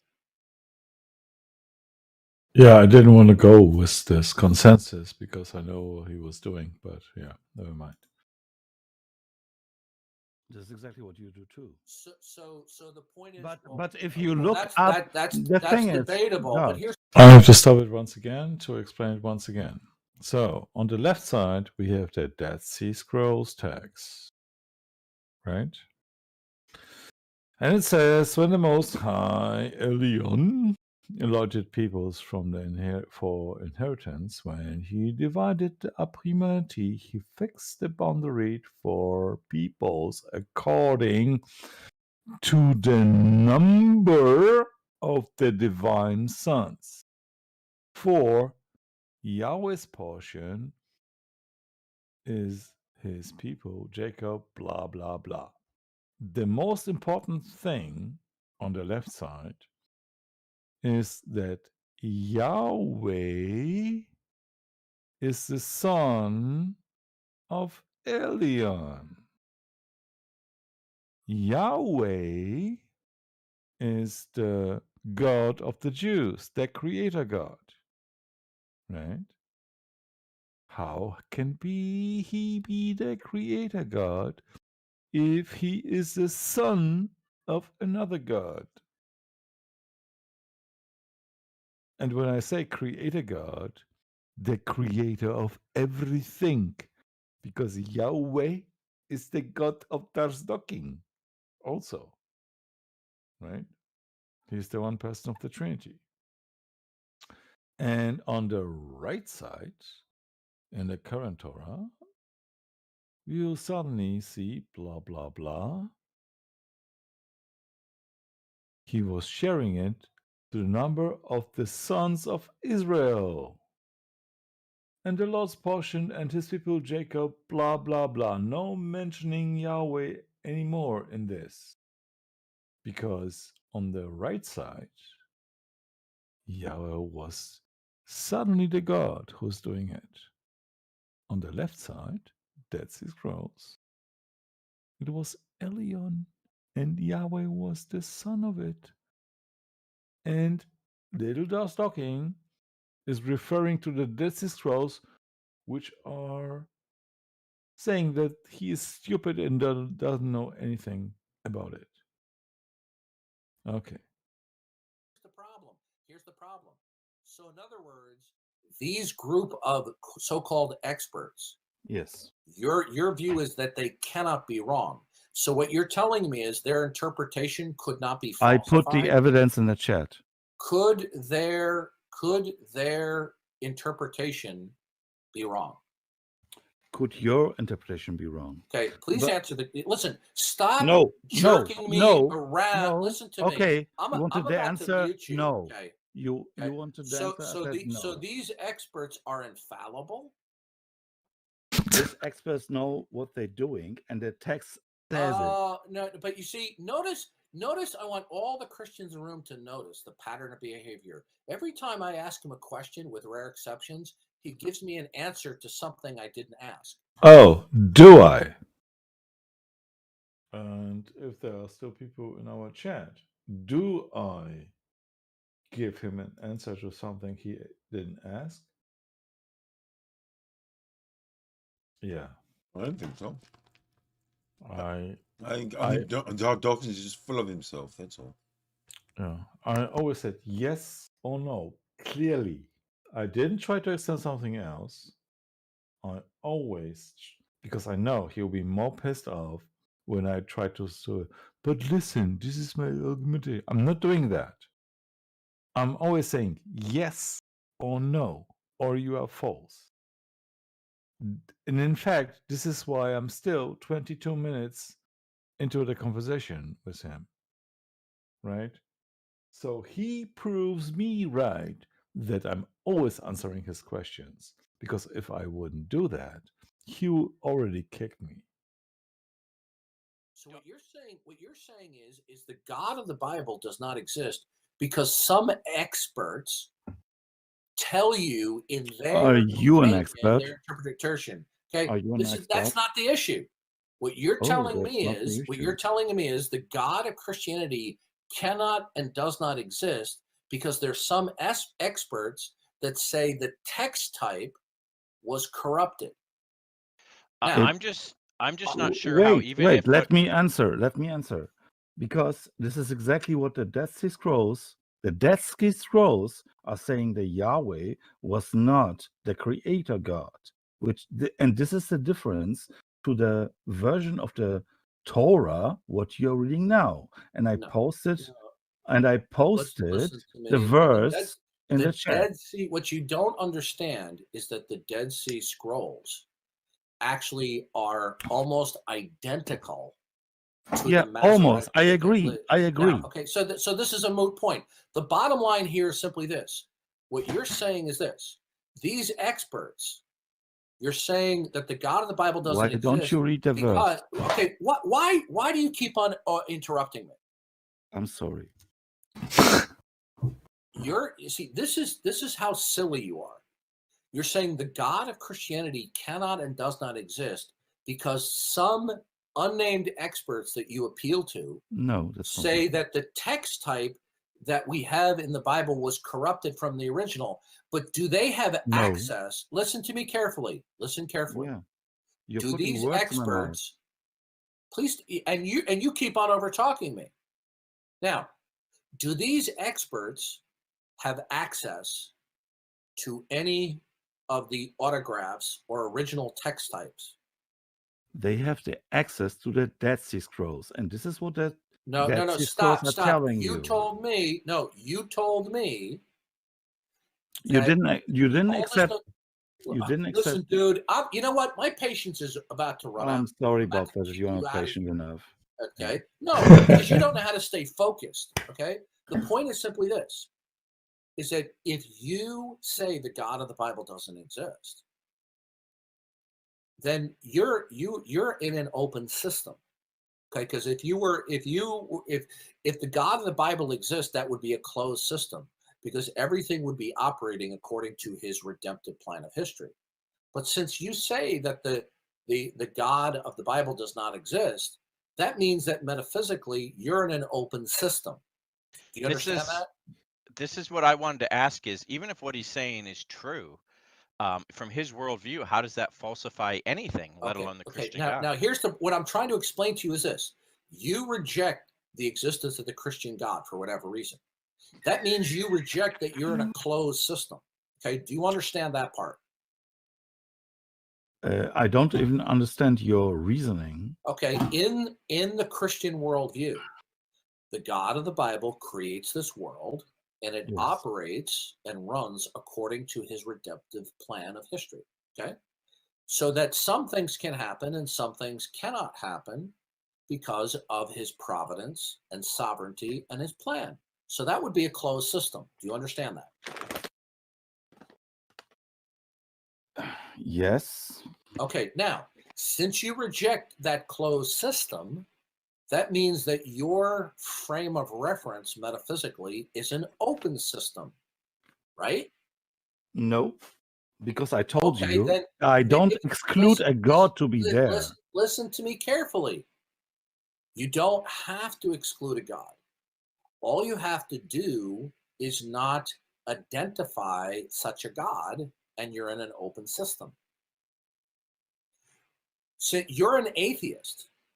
So by definition, Don't put words again in my. Listen to me. Listen to me carefully. Listen to me carefully. Are you an atheist? Yes, it has nothing to do. Okay. Is there a singular word in the English language? Okay. Is there a singular word in the English language which designates the denial and falsity of God? I'm an atheist because. I want you to address my question. Okay, I'm an atheist. Okay, this is what you want to hear?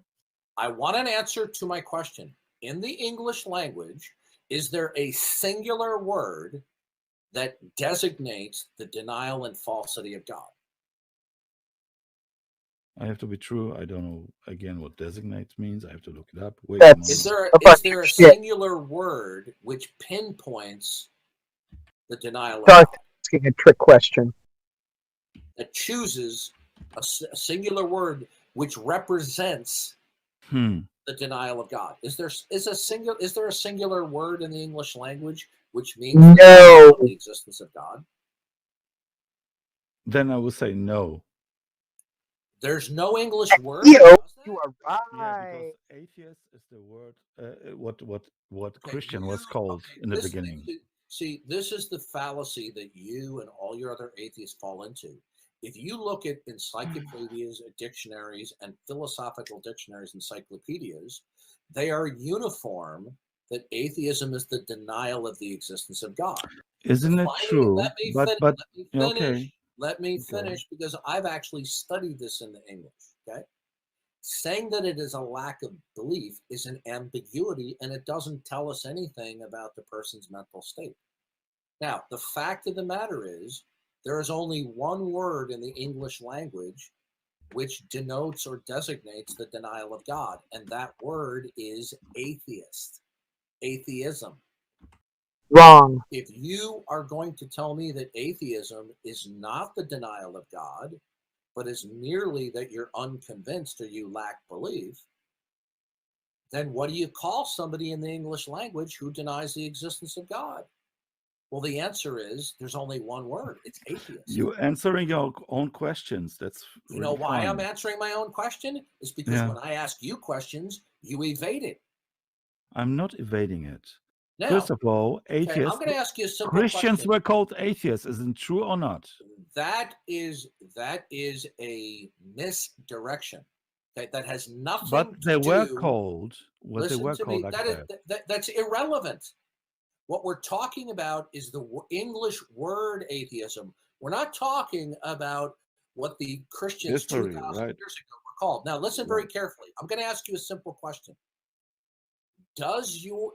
Will you acknowledge right now, will you affirm and assert the necessity of God as the necessary precondition of No. all facts? Okay. No, I do Now, not. since you refuse to affirm that God is the Yes. necessary precondition, Mhm. that is a default denial, whether you intend it or not. Because now, consequently, you are invoking facts that don't necessitate standing in causal relations to God.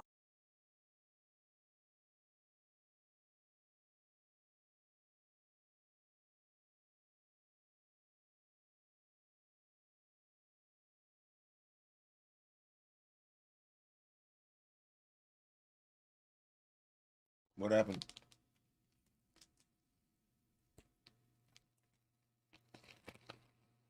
Are you aware of that? I agree that I'm not seeing God as a necessary being. Good. I That agree. is, listen, then that is the denial of God, my friend.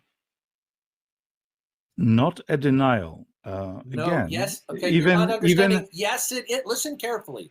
There's only two kinds of facts you see in black the and white. world. You see Listen black to and me. white. Listen to me. Can you pause it for a second? There's only two kinds of facts in this world.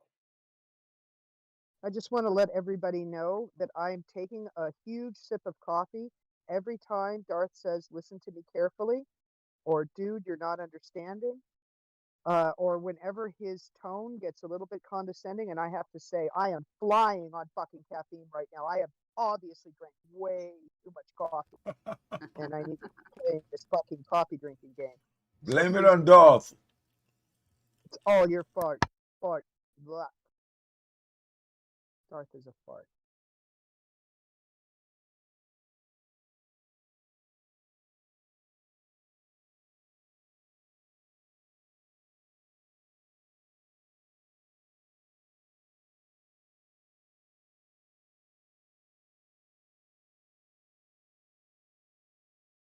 Either all facts are created facts by God, or they are not created facts. Okay? But it doesn't mean necessary that it's your God. This is what I'm Listen trying to me. to Well, I'm say. not discussing that at this moment. What I'm saying to you is we're talking about your position of atheism. Yes. Now, Okay. Now, if you refuse to acknowledge that facts depend and derive upon God as ultimate creator, right? If you refuse to acknowledge that and assert it, then your position entails the denial, whether you want to admit it or not. Because now you're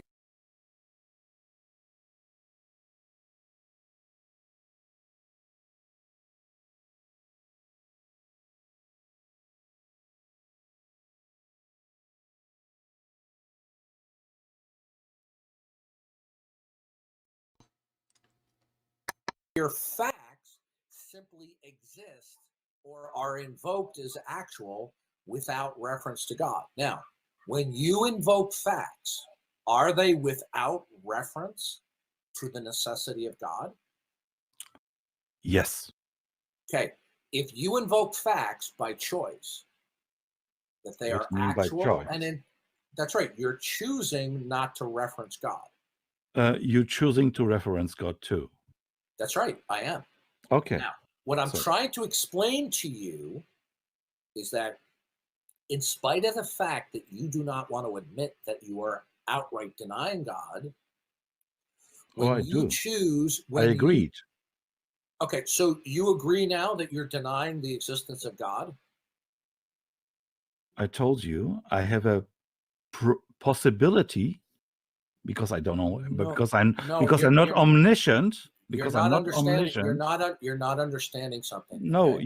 you're not Listen allowing carefully. me. Listen, dude. You want to Why don't you want what, an answer in black and white. Listen to me. Listen carefully. You're going to learn something, right? I'm open to it. Okay. Too much coffee, too much coffee, too much coffee. It's possible that God exists. Then when you use the word God in that statement, you're not talking about God. Okay? Do you know why? No, I don't know why. It's because God, by definition, God is that which is metaphysically first, absolute, and ultimate, the source. He's defining it by saying it. That's the claim. Correct.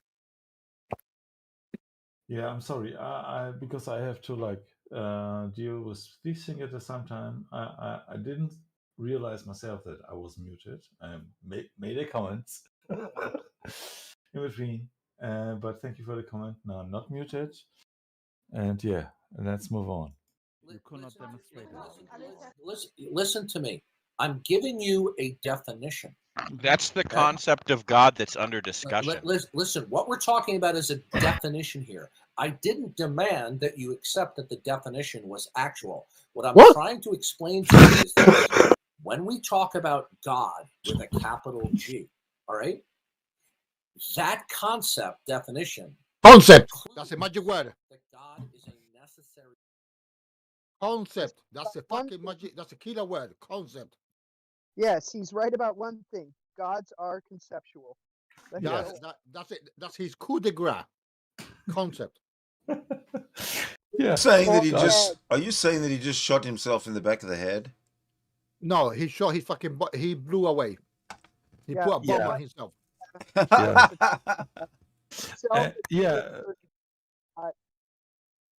Can you repeat it, Alpha? Because we couldn't hear it because you are breaking up.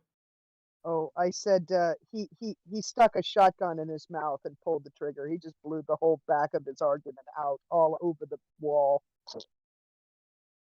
Right, because he is now claiming that there is a concept of God. He's not real. Okay. Being, and whereupon God is not a contingent being. Meaning, if you say God possibly exists or God possibly doesn't exist, then that entity in question is not God. Because the God that we are talking about definitionally is a God, and listen carefully, definitionally, God is an entity who cannot not exist. So either you're going... What? Did you just listen to that? Wait a minute. Did he just admit to defining God into existence? Of course he did. I made a video. Shocker. Shocker. He said the definition of God is something that there is no possibility that he does not exist. Right? Or did I misunderstand it? Just replay it. Said, I think he just defined God into existence. But if we want to confirm this, I would roll it back about 15 seconds. Yeah. 15 seconds, you say? Sure. Approximately. Okay, that's 20 seconds.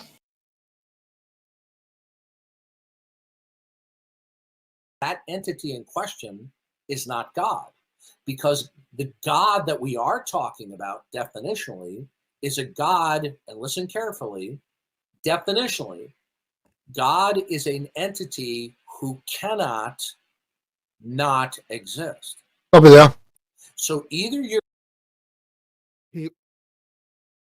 He's defining into existence the concept. Right? So anything that he says after the concept is fucking irrelevant, as far as I'm concerned. Right. Well, he defines it into existence. Then he throws a tarp over it. Then he pours Correct. concrete over it and says it's concrete. Correct. Yeah. But he's making a concrete thing based on a concept. He's making a concrete straw man and trying. Yes. Exactly. He said a concept, and the definition of it is that Exactly. Precisely. Correct. Yeah. Right? Exactly. It's As a simple as that. concept. It's a concept, but definitionally, according to Darth, it can't be a concept. Exactly.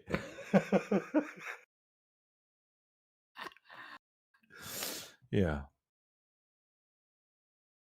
Can I move on? We have just like 1 minute.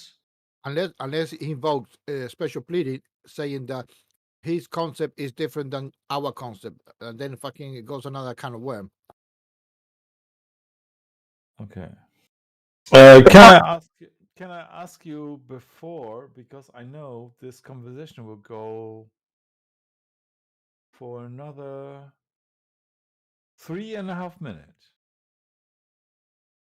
After this conversation, I have an outro, which takes also 3 minutes, but has nothing to do with the conversation. So, shall I stop it?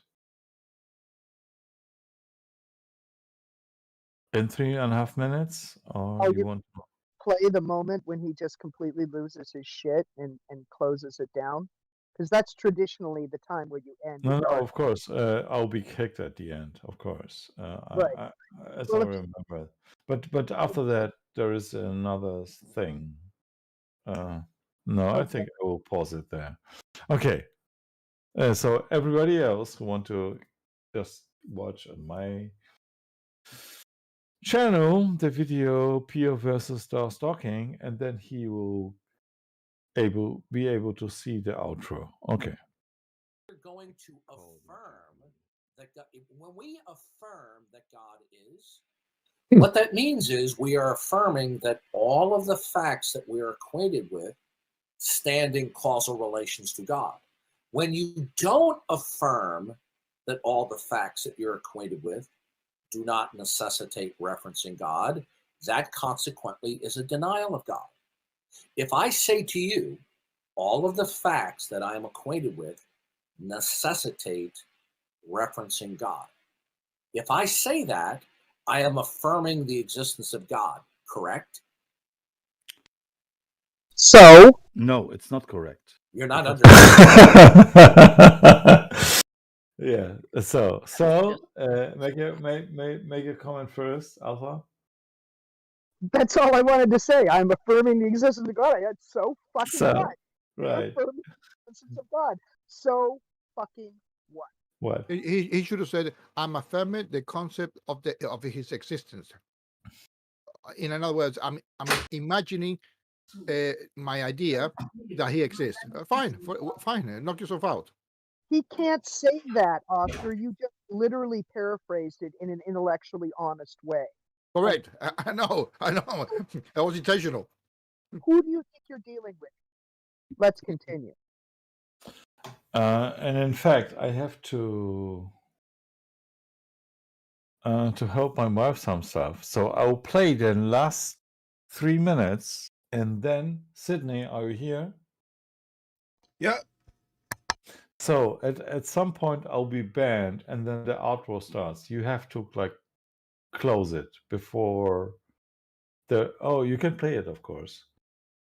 But I'll tell you that there'll be 3 minutes, which has nothing to do with the conversation, right? If it goes to All right. the end, No problem. I'll figure it out. And then you have to cut it because I have to All right. do stuff. Okay. I will do that. Yep.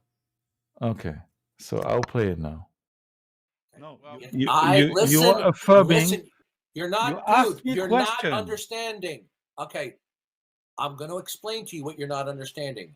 If I assert that all the facts that are actual and intelligible necessitate referencing God, if I affirm that, then that affirmation entails the assertion of God's existence. Are we clear? You do not. Because you didn't understand what I just to the said. Christian God. That's the You point. didn't understand what I You just didn't said. affirm to a generic God, Dude, now which I know what the which I problem is. agree. Now I know what the problem is. You don't know how to focus in the conversation. This is not a language I'm barrier. listening to Listen you. carefully. I'm listening to I'm you gonna like give you for one 10 more minutes. chance. My patience about run out with you. Listen carefully. If I assert that all the facts that I am acquainted with necessitate referencing God as the precondition, that assertion means I'm asserting the existence of God. Yeah, your assertion. Yeah, it's an assertion. Yeah. Okay, good. Now, do you understand that would entail an assertion of God's existence? Yeah, which is not a problem Is because that I right? agree. Now, listen to me. Yeah. Dude, you know what? Even though you come across as cordial, you are one arrogant son of a gun. How? Now, the converse is true. If I affirm that all facts I'm acquainted with necessitate referencing God, and by asserting that, that means I'm claiming God exists, then the converse is also true. That if I refuse to say that facts necessitate God, okay, that facts exist without the necessity of referencing God, that also constitutes the denial of God, whether you realize it or like it. Do you understand now? It If you want to have necessarily, if you have the conversation with your own, it necessarily follows what I just said. no, it doesn't. Okay, you're not getting this. Then you're irrational.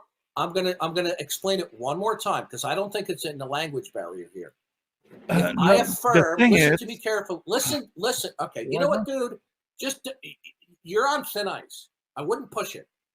If I affirm all facts necessitate referencing God, that constitutes the assertion of God. If I assert that all facts do not necessitate referencing God, that is the denial of God. Do you understand now? There's no middle ground here. God cannot exist in a world where facts don't necessitate referencing him. Okay, so if I say that there's at least one fact, I'm holding a pen in my hand.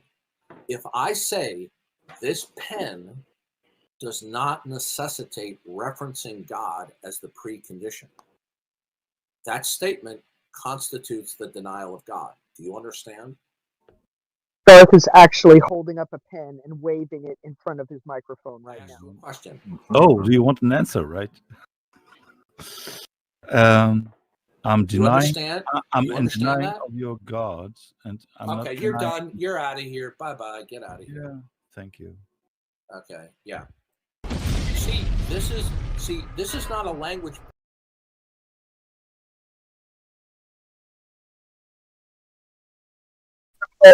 Stepping out of the screen. Hmm? Wow. You got any comments on Darth Dawkins right now? Anyone? Piece of work. Oh, damn. One thing I can say about his interaction with Pio is that Darth was, I think, suspicious of the fact that Pio might have known something that he did not, or have evidence that he did not, and that's why he cut him off and say, "Dude, you're not understanding. Dude, listen to me. Listen to me carefully." And I find that he gets this is a defense mechanism with Darth when he goes up against scholars or goes up against people that, you know, have really, really carefully thought out arguments, right? Yeah.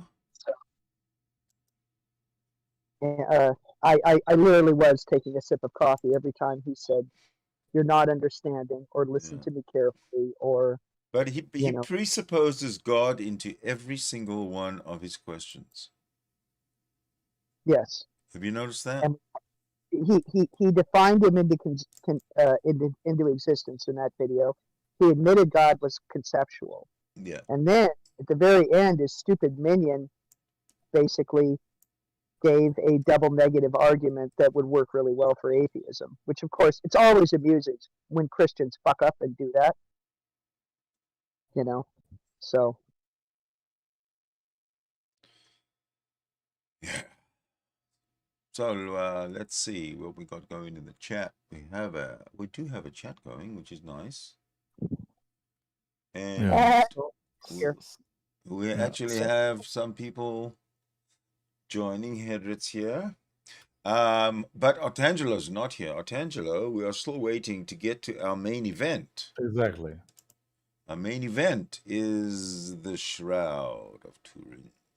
Yeah, this was just a warm up. This is just the wall. Yeah, this is just the curtain raisers. You know what a curtain raiser is? Of course. After that, the movie starts. Well, we used to have soccer game. Professional soccer in our city was every Friday night. We had two main teams, two teams in the big leagues, in the top league, and every Friday night there would be a game at either one of them. So before the game, there'd be another game or another couple of games of younger players of different leagues that were given the honor of playing at this big stadium. Those were the curtain raisers. So if you got there early enough, you still had a game to watch, which is pretty cool. Yeah, even those stupid guys are playing, right? Yeah, so thank you for the comparison, Sidney. Yeah, but we are still waiting for the main event. We definitely are waiting for the main event. Otangelo is the main event. Now, Otangelo, are you a hero or are you a coward? Because you've had plenty to say about this shroud. We have come across some new information about the shroud that absolutely debunks your claims about it. And I think it's only fair that we present our findings to you in person over here in this room when you join, so that you can learn that you were mistaken in your claims, and that's okay. So come on in. Could somebody send out a message to Otangelo on the internet that he is needed and wanted and loved? He is loved, certainly, by his God, right? Oh, absolutely. And he's also hated by his God too, right? And yeah, I have not direct contact with him, but I will try on the German. Definitely. No, we need to get him. We need to get his attention. Because he's an Austrian, right? He lives in Austria. Who lives in Austria? Otangelo. Oh, he does. That's a quick move.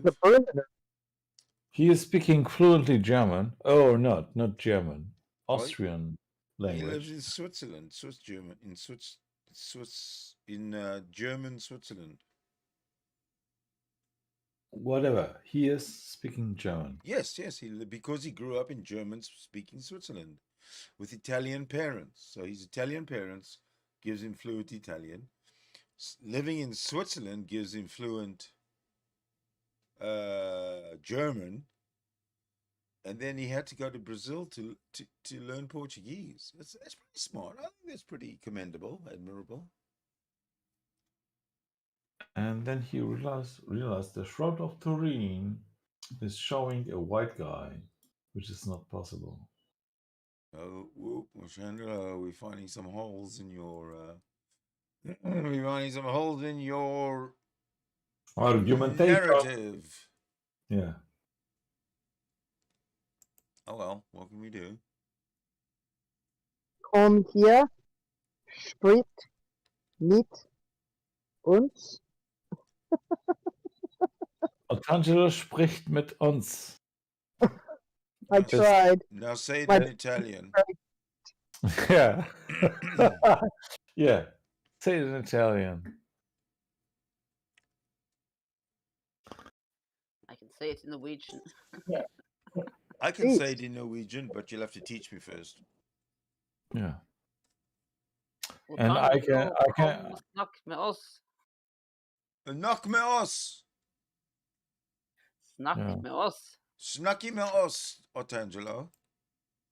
Yeah. I can tell you in French, except in the language. Yeah. Snacky me uns. Mit uns. No, that's not Swedish. That's still German. That's still German. No, that's Norwegian. No, it's not. It's the Norse speech of Germans. Snacke mit uns. Us. That's us, whatever. Well, the Germans stole that from Norwegians. And I don't know about that. Okay. Yeah. Who stole it? Who cares, right? Yeah, of course.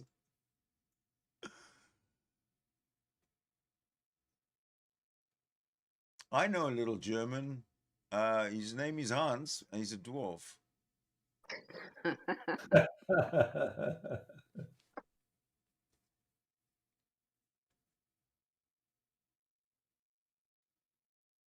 So we have our new member since yesterday. Meh.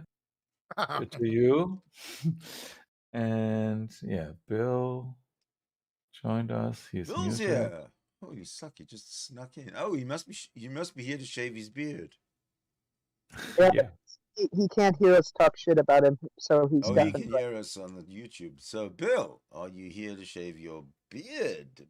No, he's muted. He cannot answer. That's the funny stuff. He's joining a Discord server and muting and deafening himself. That's because he's listening to it on the YouTube on channel.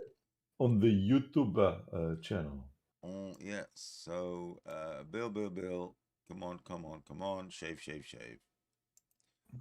A deal's a deal. You deal with it. short. Nope, we're 4 short. Yeah, and you told us before, like yesterday. He said 9. He said 9. He said 9. He even said 10, and there's 10 right now. No, there's 6 He in the told us, Discord. like yesterday, if he can prove that there is no God, then he will shave his 27 feet long beard. So show us the picture, Bill. Well, he's already cheated. Then he's already started cutting his his beard, because it's not. It's a little thick, but it's short.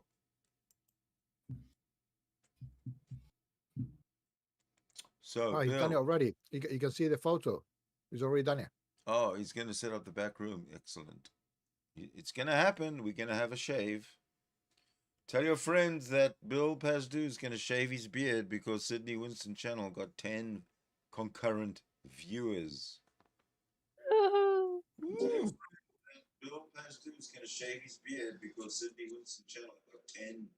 Bill, there you go. You're making echo, Bill. Yeah, you hear me? I thought yesterday you told us you have the anti-echo system and you put up the triggers and plugs and whatever. I got it up too loud. No, you don't. Yeah, we can still hear it. You can hear it, but I got my microphone muted. You shouldn't hear it when I mute the microphone. Oh, there's nothing wrong with it. The problem was the background. It's funny. The problem it's was funny the when it background says talk. you There's should nothing wrong hear with, it when I mute it. There's nothing wrong with your microphone. It was just the background. Were you having feedback from the YouTube feed or something? So am I creating an echo now? Jesus Christ. No, you're not. No, Jesus Christ. Don't call me Jesus. Say Pio. Jesus Menizich. If you call him Jesus, then you immediately inferring upon him a Mexican citizenship. Jesus is Polish. Jesus Menezes. Against his Yeah, will, I might add. yeah, and I'm already Polish. Oh, I was Polish at some point. So yeah, so I'm a Portuguese, Brazilian, or whatever. Otangelo lives in South America, you guys. You call that a living? You call that? I just call that existing or surviving. It's not life. Well, actually, you know something? It doesn't matter where you live. If you have to fucking pander to Jesus, your life is shit. Yeah, you have to be desperate. Yeah, it's shit. And you're a motherfucker. You're a cocksucking motherfucker if you live that shit, right? No, I'm a motherfucker despite the fact that that shit actually exists. You believe in Jesus, you're a fucking motherfucker. No, I believe in fucking mothers. I honestly do. Well, somebody's doing it. Might as well be you. Well, if everybody's doing it, then why can't I be fucking mothers as well? No fucking, no mothers. Simple as that's math, dude. So you might as well be the fucker that makes the math happen. Sure. Yeah. Okay, so all you mothers out there, be alert. I switched cameras. Okay. I brought my camera with the good microphone from the back headquarters. Sweet. But I'm not set up here to catch the hair. Well, let's see. There we go. All right, so it's going to be take longer than we thought. It's not set we'll up. stretch it out for the whole afternoon.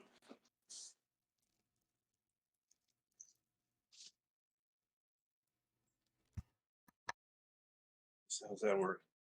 How's that work? Is that better? Yeah, that's a little better, huh? A little open door light. That's okay. Good. That's good. That's good.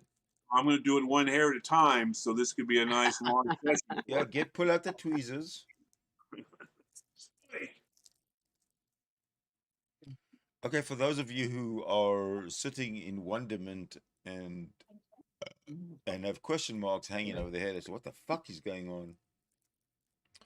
Well, Bill Pazdu is about to shave off his beard for charitable reasons. Oh my God. This is where I throw my the bottom of my foot, the callus, when I pick it off. I get the foot up here and pick it off, and I throw it in here. So this is good enough for that. Occasionally a booger, I pick a booger, throw it in there. It's very handy. So I will use it for my hair. Because this hair is nowhere. What is the reason you're shaving your hair, your beard off, Bill? To look younger. Oh. Here it is. Is this okay. It's Occam's razor.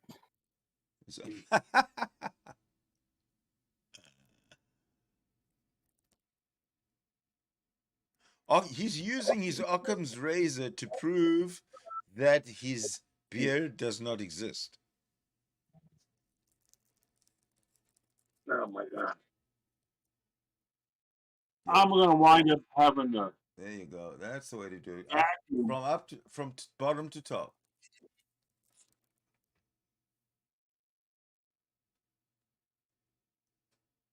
Looking good. Looking good. No, not that way. Other way. I think we should have some stripper music going on right about now, like some sort of old timey stripper Well, why music. don't you switch on your camera and do the stripper motions, and I'll find something to play. I gotta take a break. Okay. I gotta move this. You want a stripper on a pole? I'm gonna put one in. Not on a pole. Not on a pole. We just want to pretend we're in gynecology row. Need to take a poll to see if we want a stripper on a pole. Well, you're getting one whether you like it or not. Sorry. Uh-oh, my phone's... Oh, yeah, sure. Hello? Hey, he said to his buddy, hey, why don't you call me in 5 minutes? Because I'm supposed to be shaving my beard. I don't really want to give me a call. Yeah. Okay. Hold on, Sidney. Hold on. Okay, go on. This is T-Link Wireless. This is the complaint I made about the tablet. It doesn't work. Yeah, it's substandard design.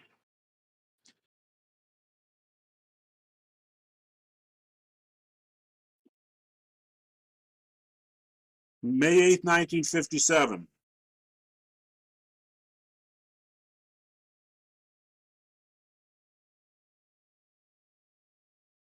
We can't hear them, Bill.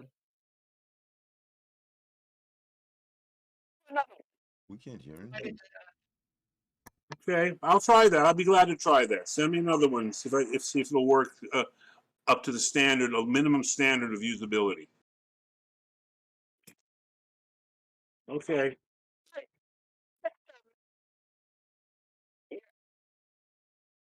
Wait. Hold on a second. Hold on a second, ma'am.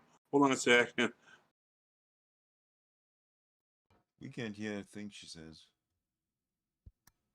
I think he turned his microphone off. Oh, he's gone deafened. Yeah, he's cut us right out of this whole thing. We don't count. We're nothing.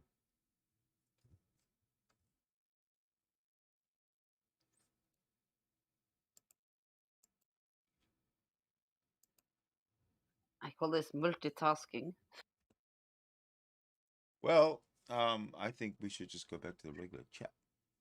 Yeah. Okay.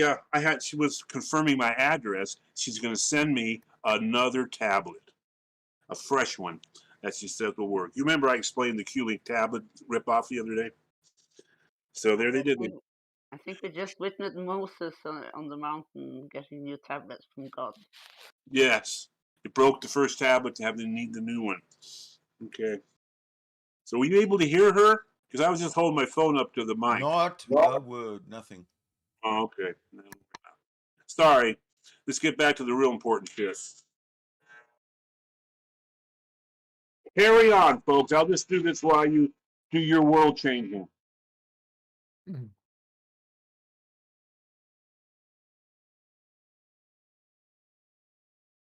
So there's Bill Pasteur. He's shaving his left cheek.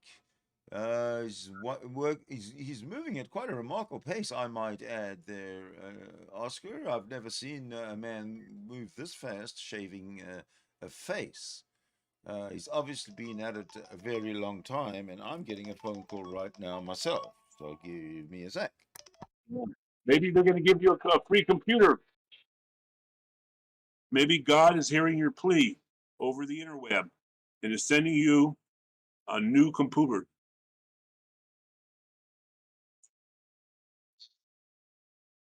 Now, how much you want to bet there's not 10 people watching anymore?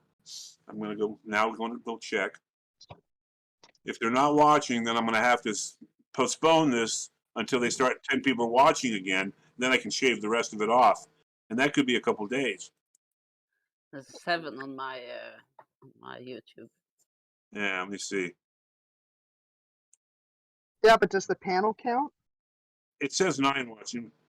No, panel doesn't count. But it says 9 watching now on my YouTube feed. And as you recall, on a technicality, I did say 9. So I will proceed. Have to keep shaving. I gotta do it. Gotta keep doing it.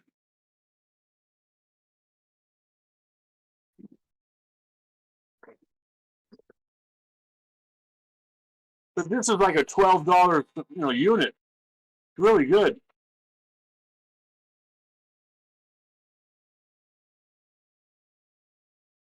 Not bad for $12. No, it does the job. It's coming off cleanly. That's when you train your beard right. Over the years, I've trained the beard. It submits. It's an Islam beard. It submits and obeys. Falls right off at the first challenge. Just like Otangelo's arguments. I just said a chunk just went flying there. Well, Sidney was like actually commentating this as if it was a sporting event. I But then know, he but then got the phone rang and I had to stop. So, folks, it looks like we have knocked down most of the hair here, but there's definitely a few stragglers and resistant parties hanging on. Bill's razor is running smoothly. I don't think he oiled his razor beforehand. It doesn't look like it.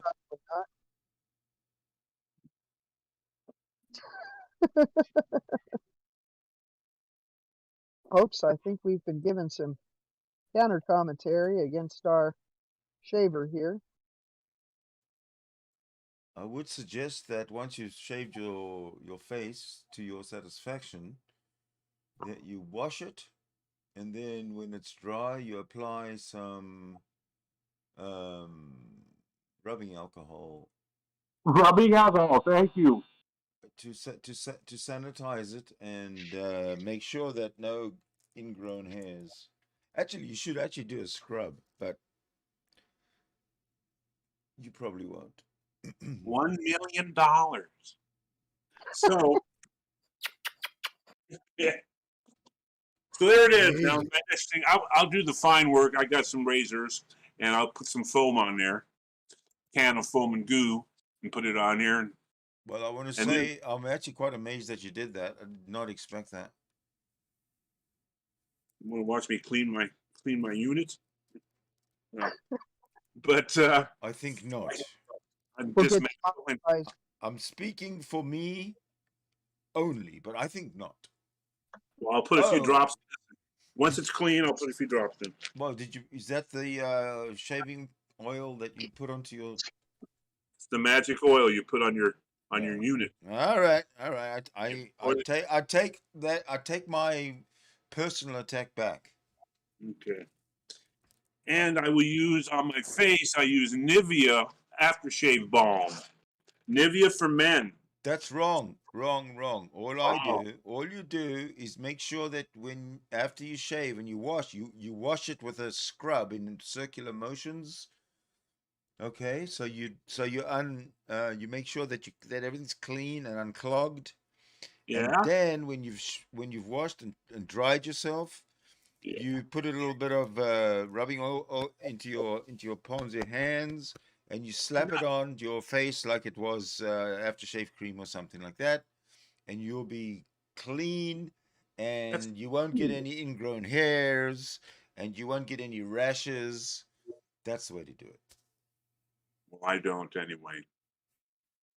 I wash it before I do all this stuff usually, and then when I'm done, I put the Nivea, and it's nice and smooth. And the Nivea is a soothing, nutritive.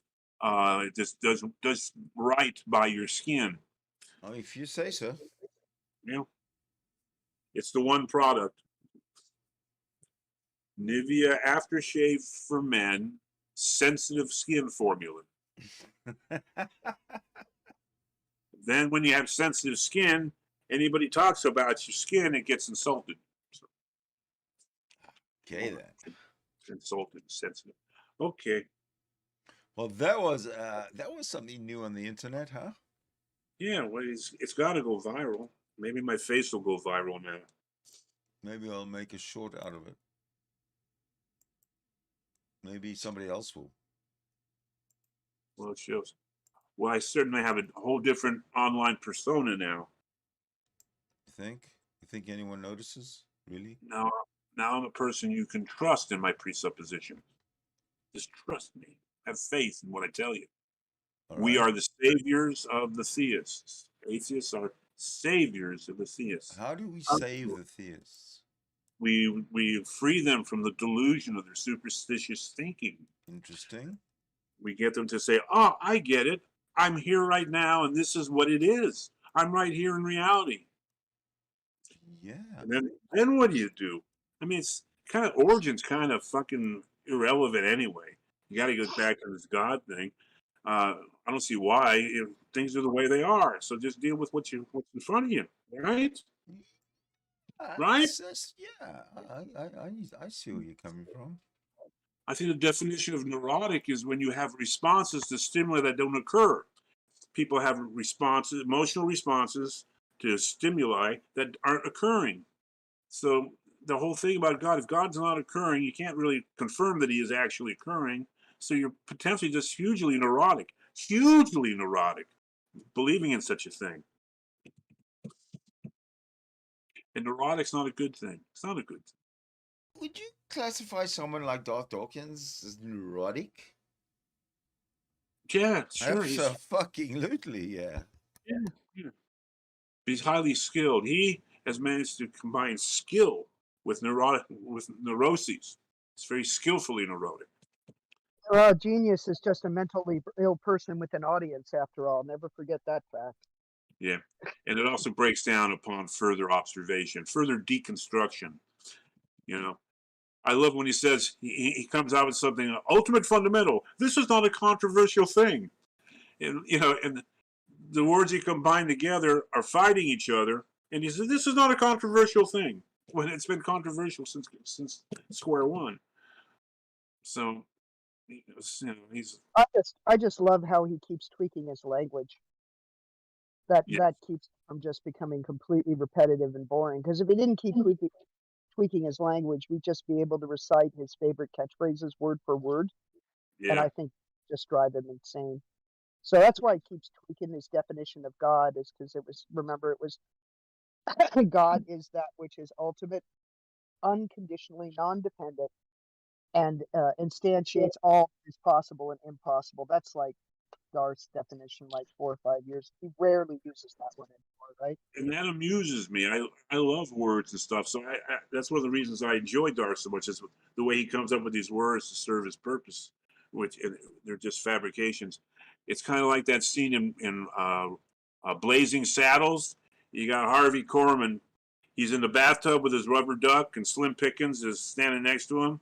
Sure. And he's waxing poetic about the tendrils of his mind are seeking thoughts extending off into the far distant universal.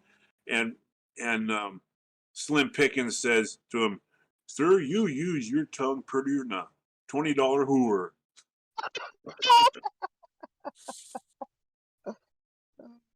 And then Harvey Korman drops his rubber duck. He drops the rubber duck, and Harvey Korman and Slim Pickens reaches in to get it for him.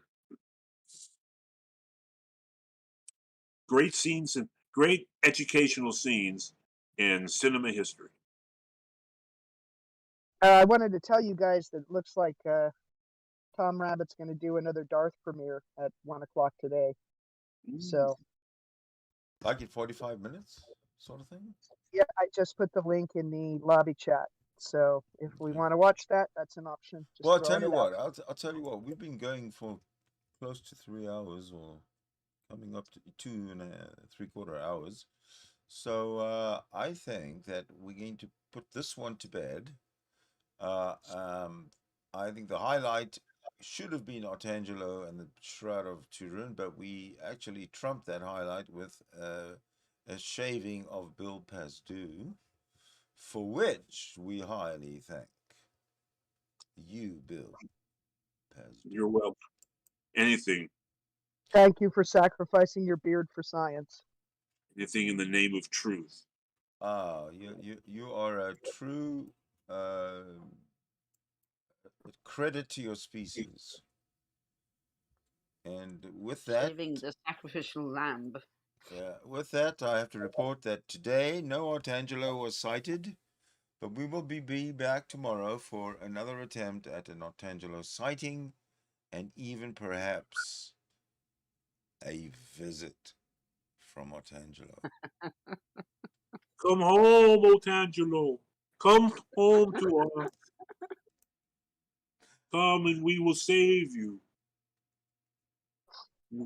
What are we going to save Otangelo from?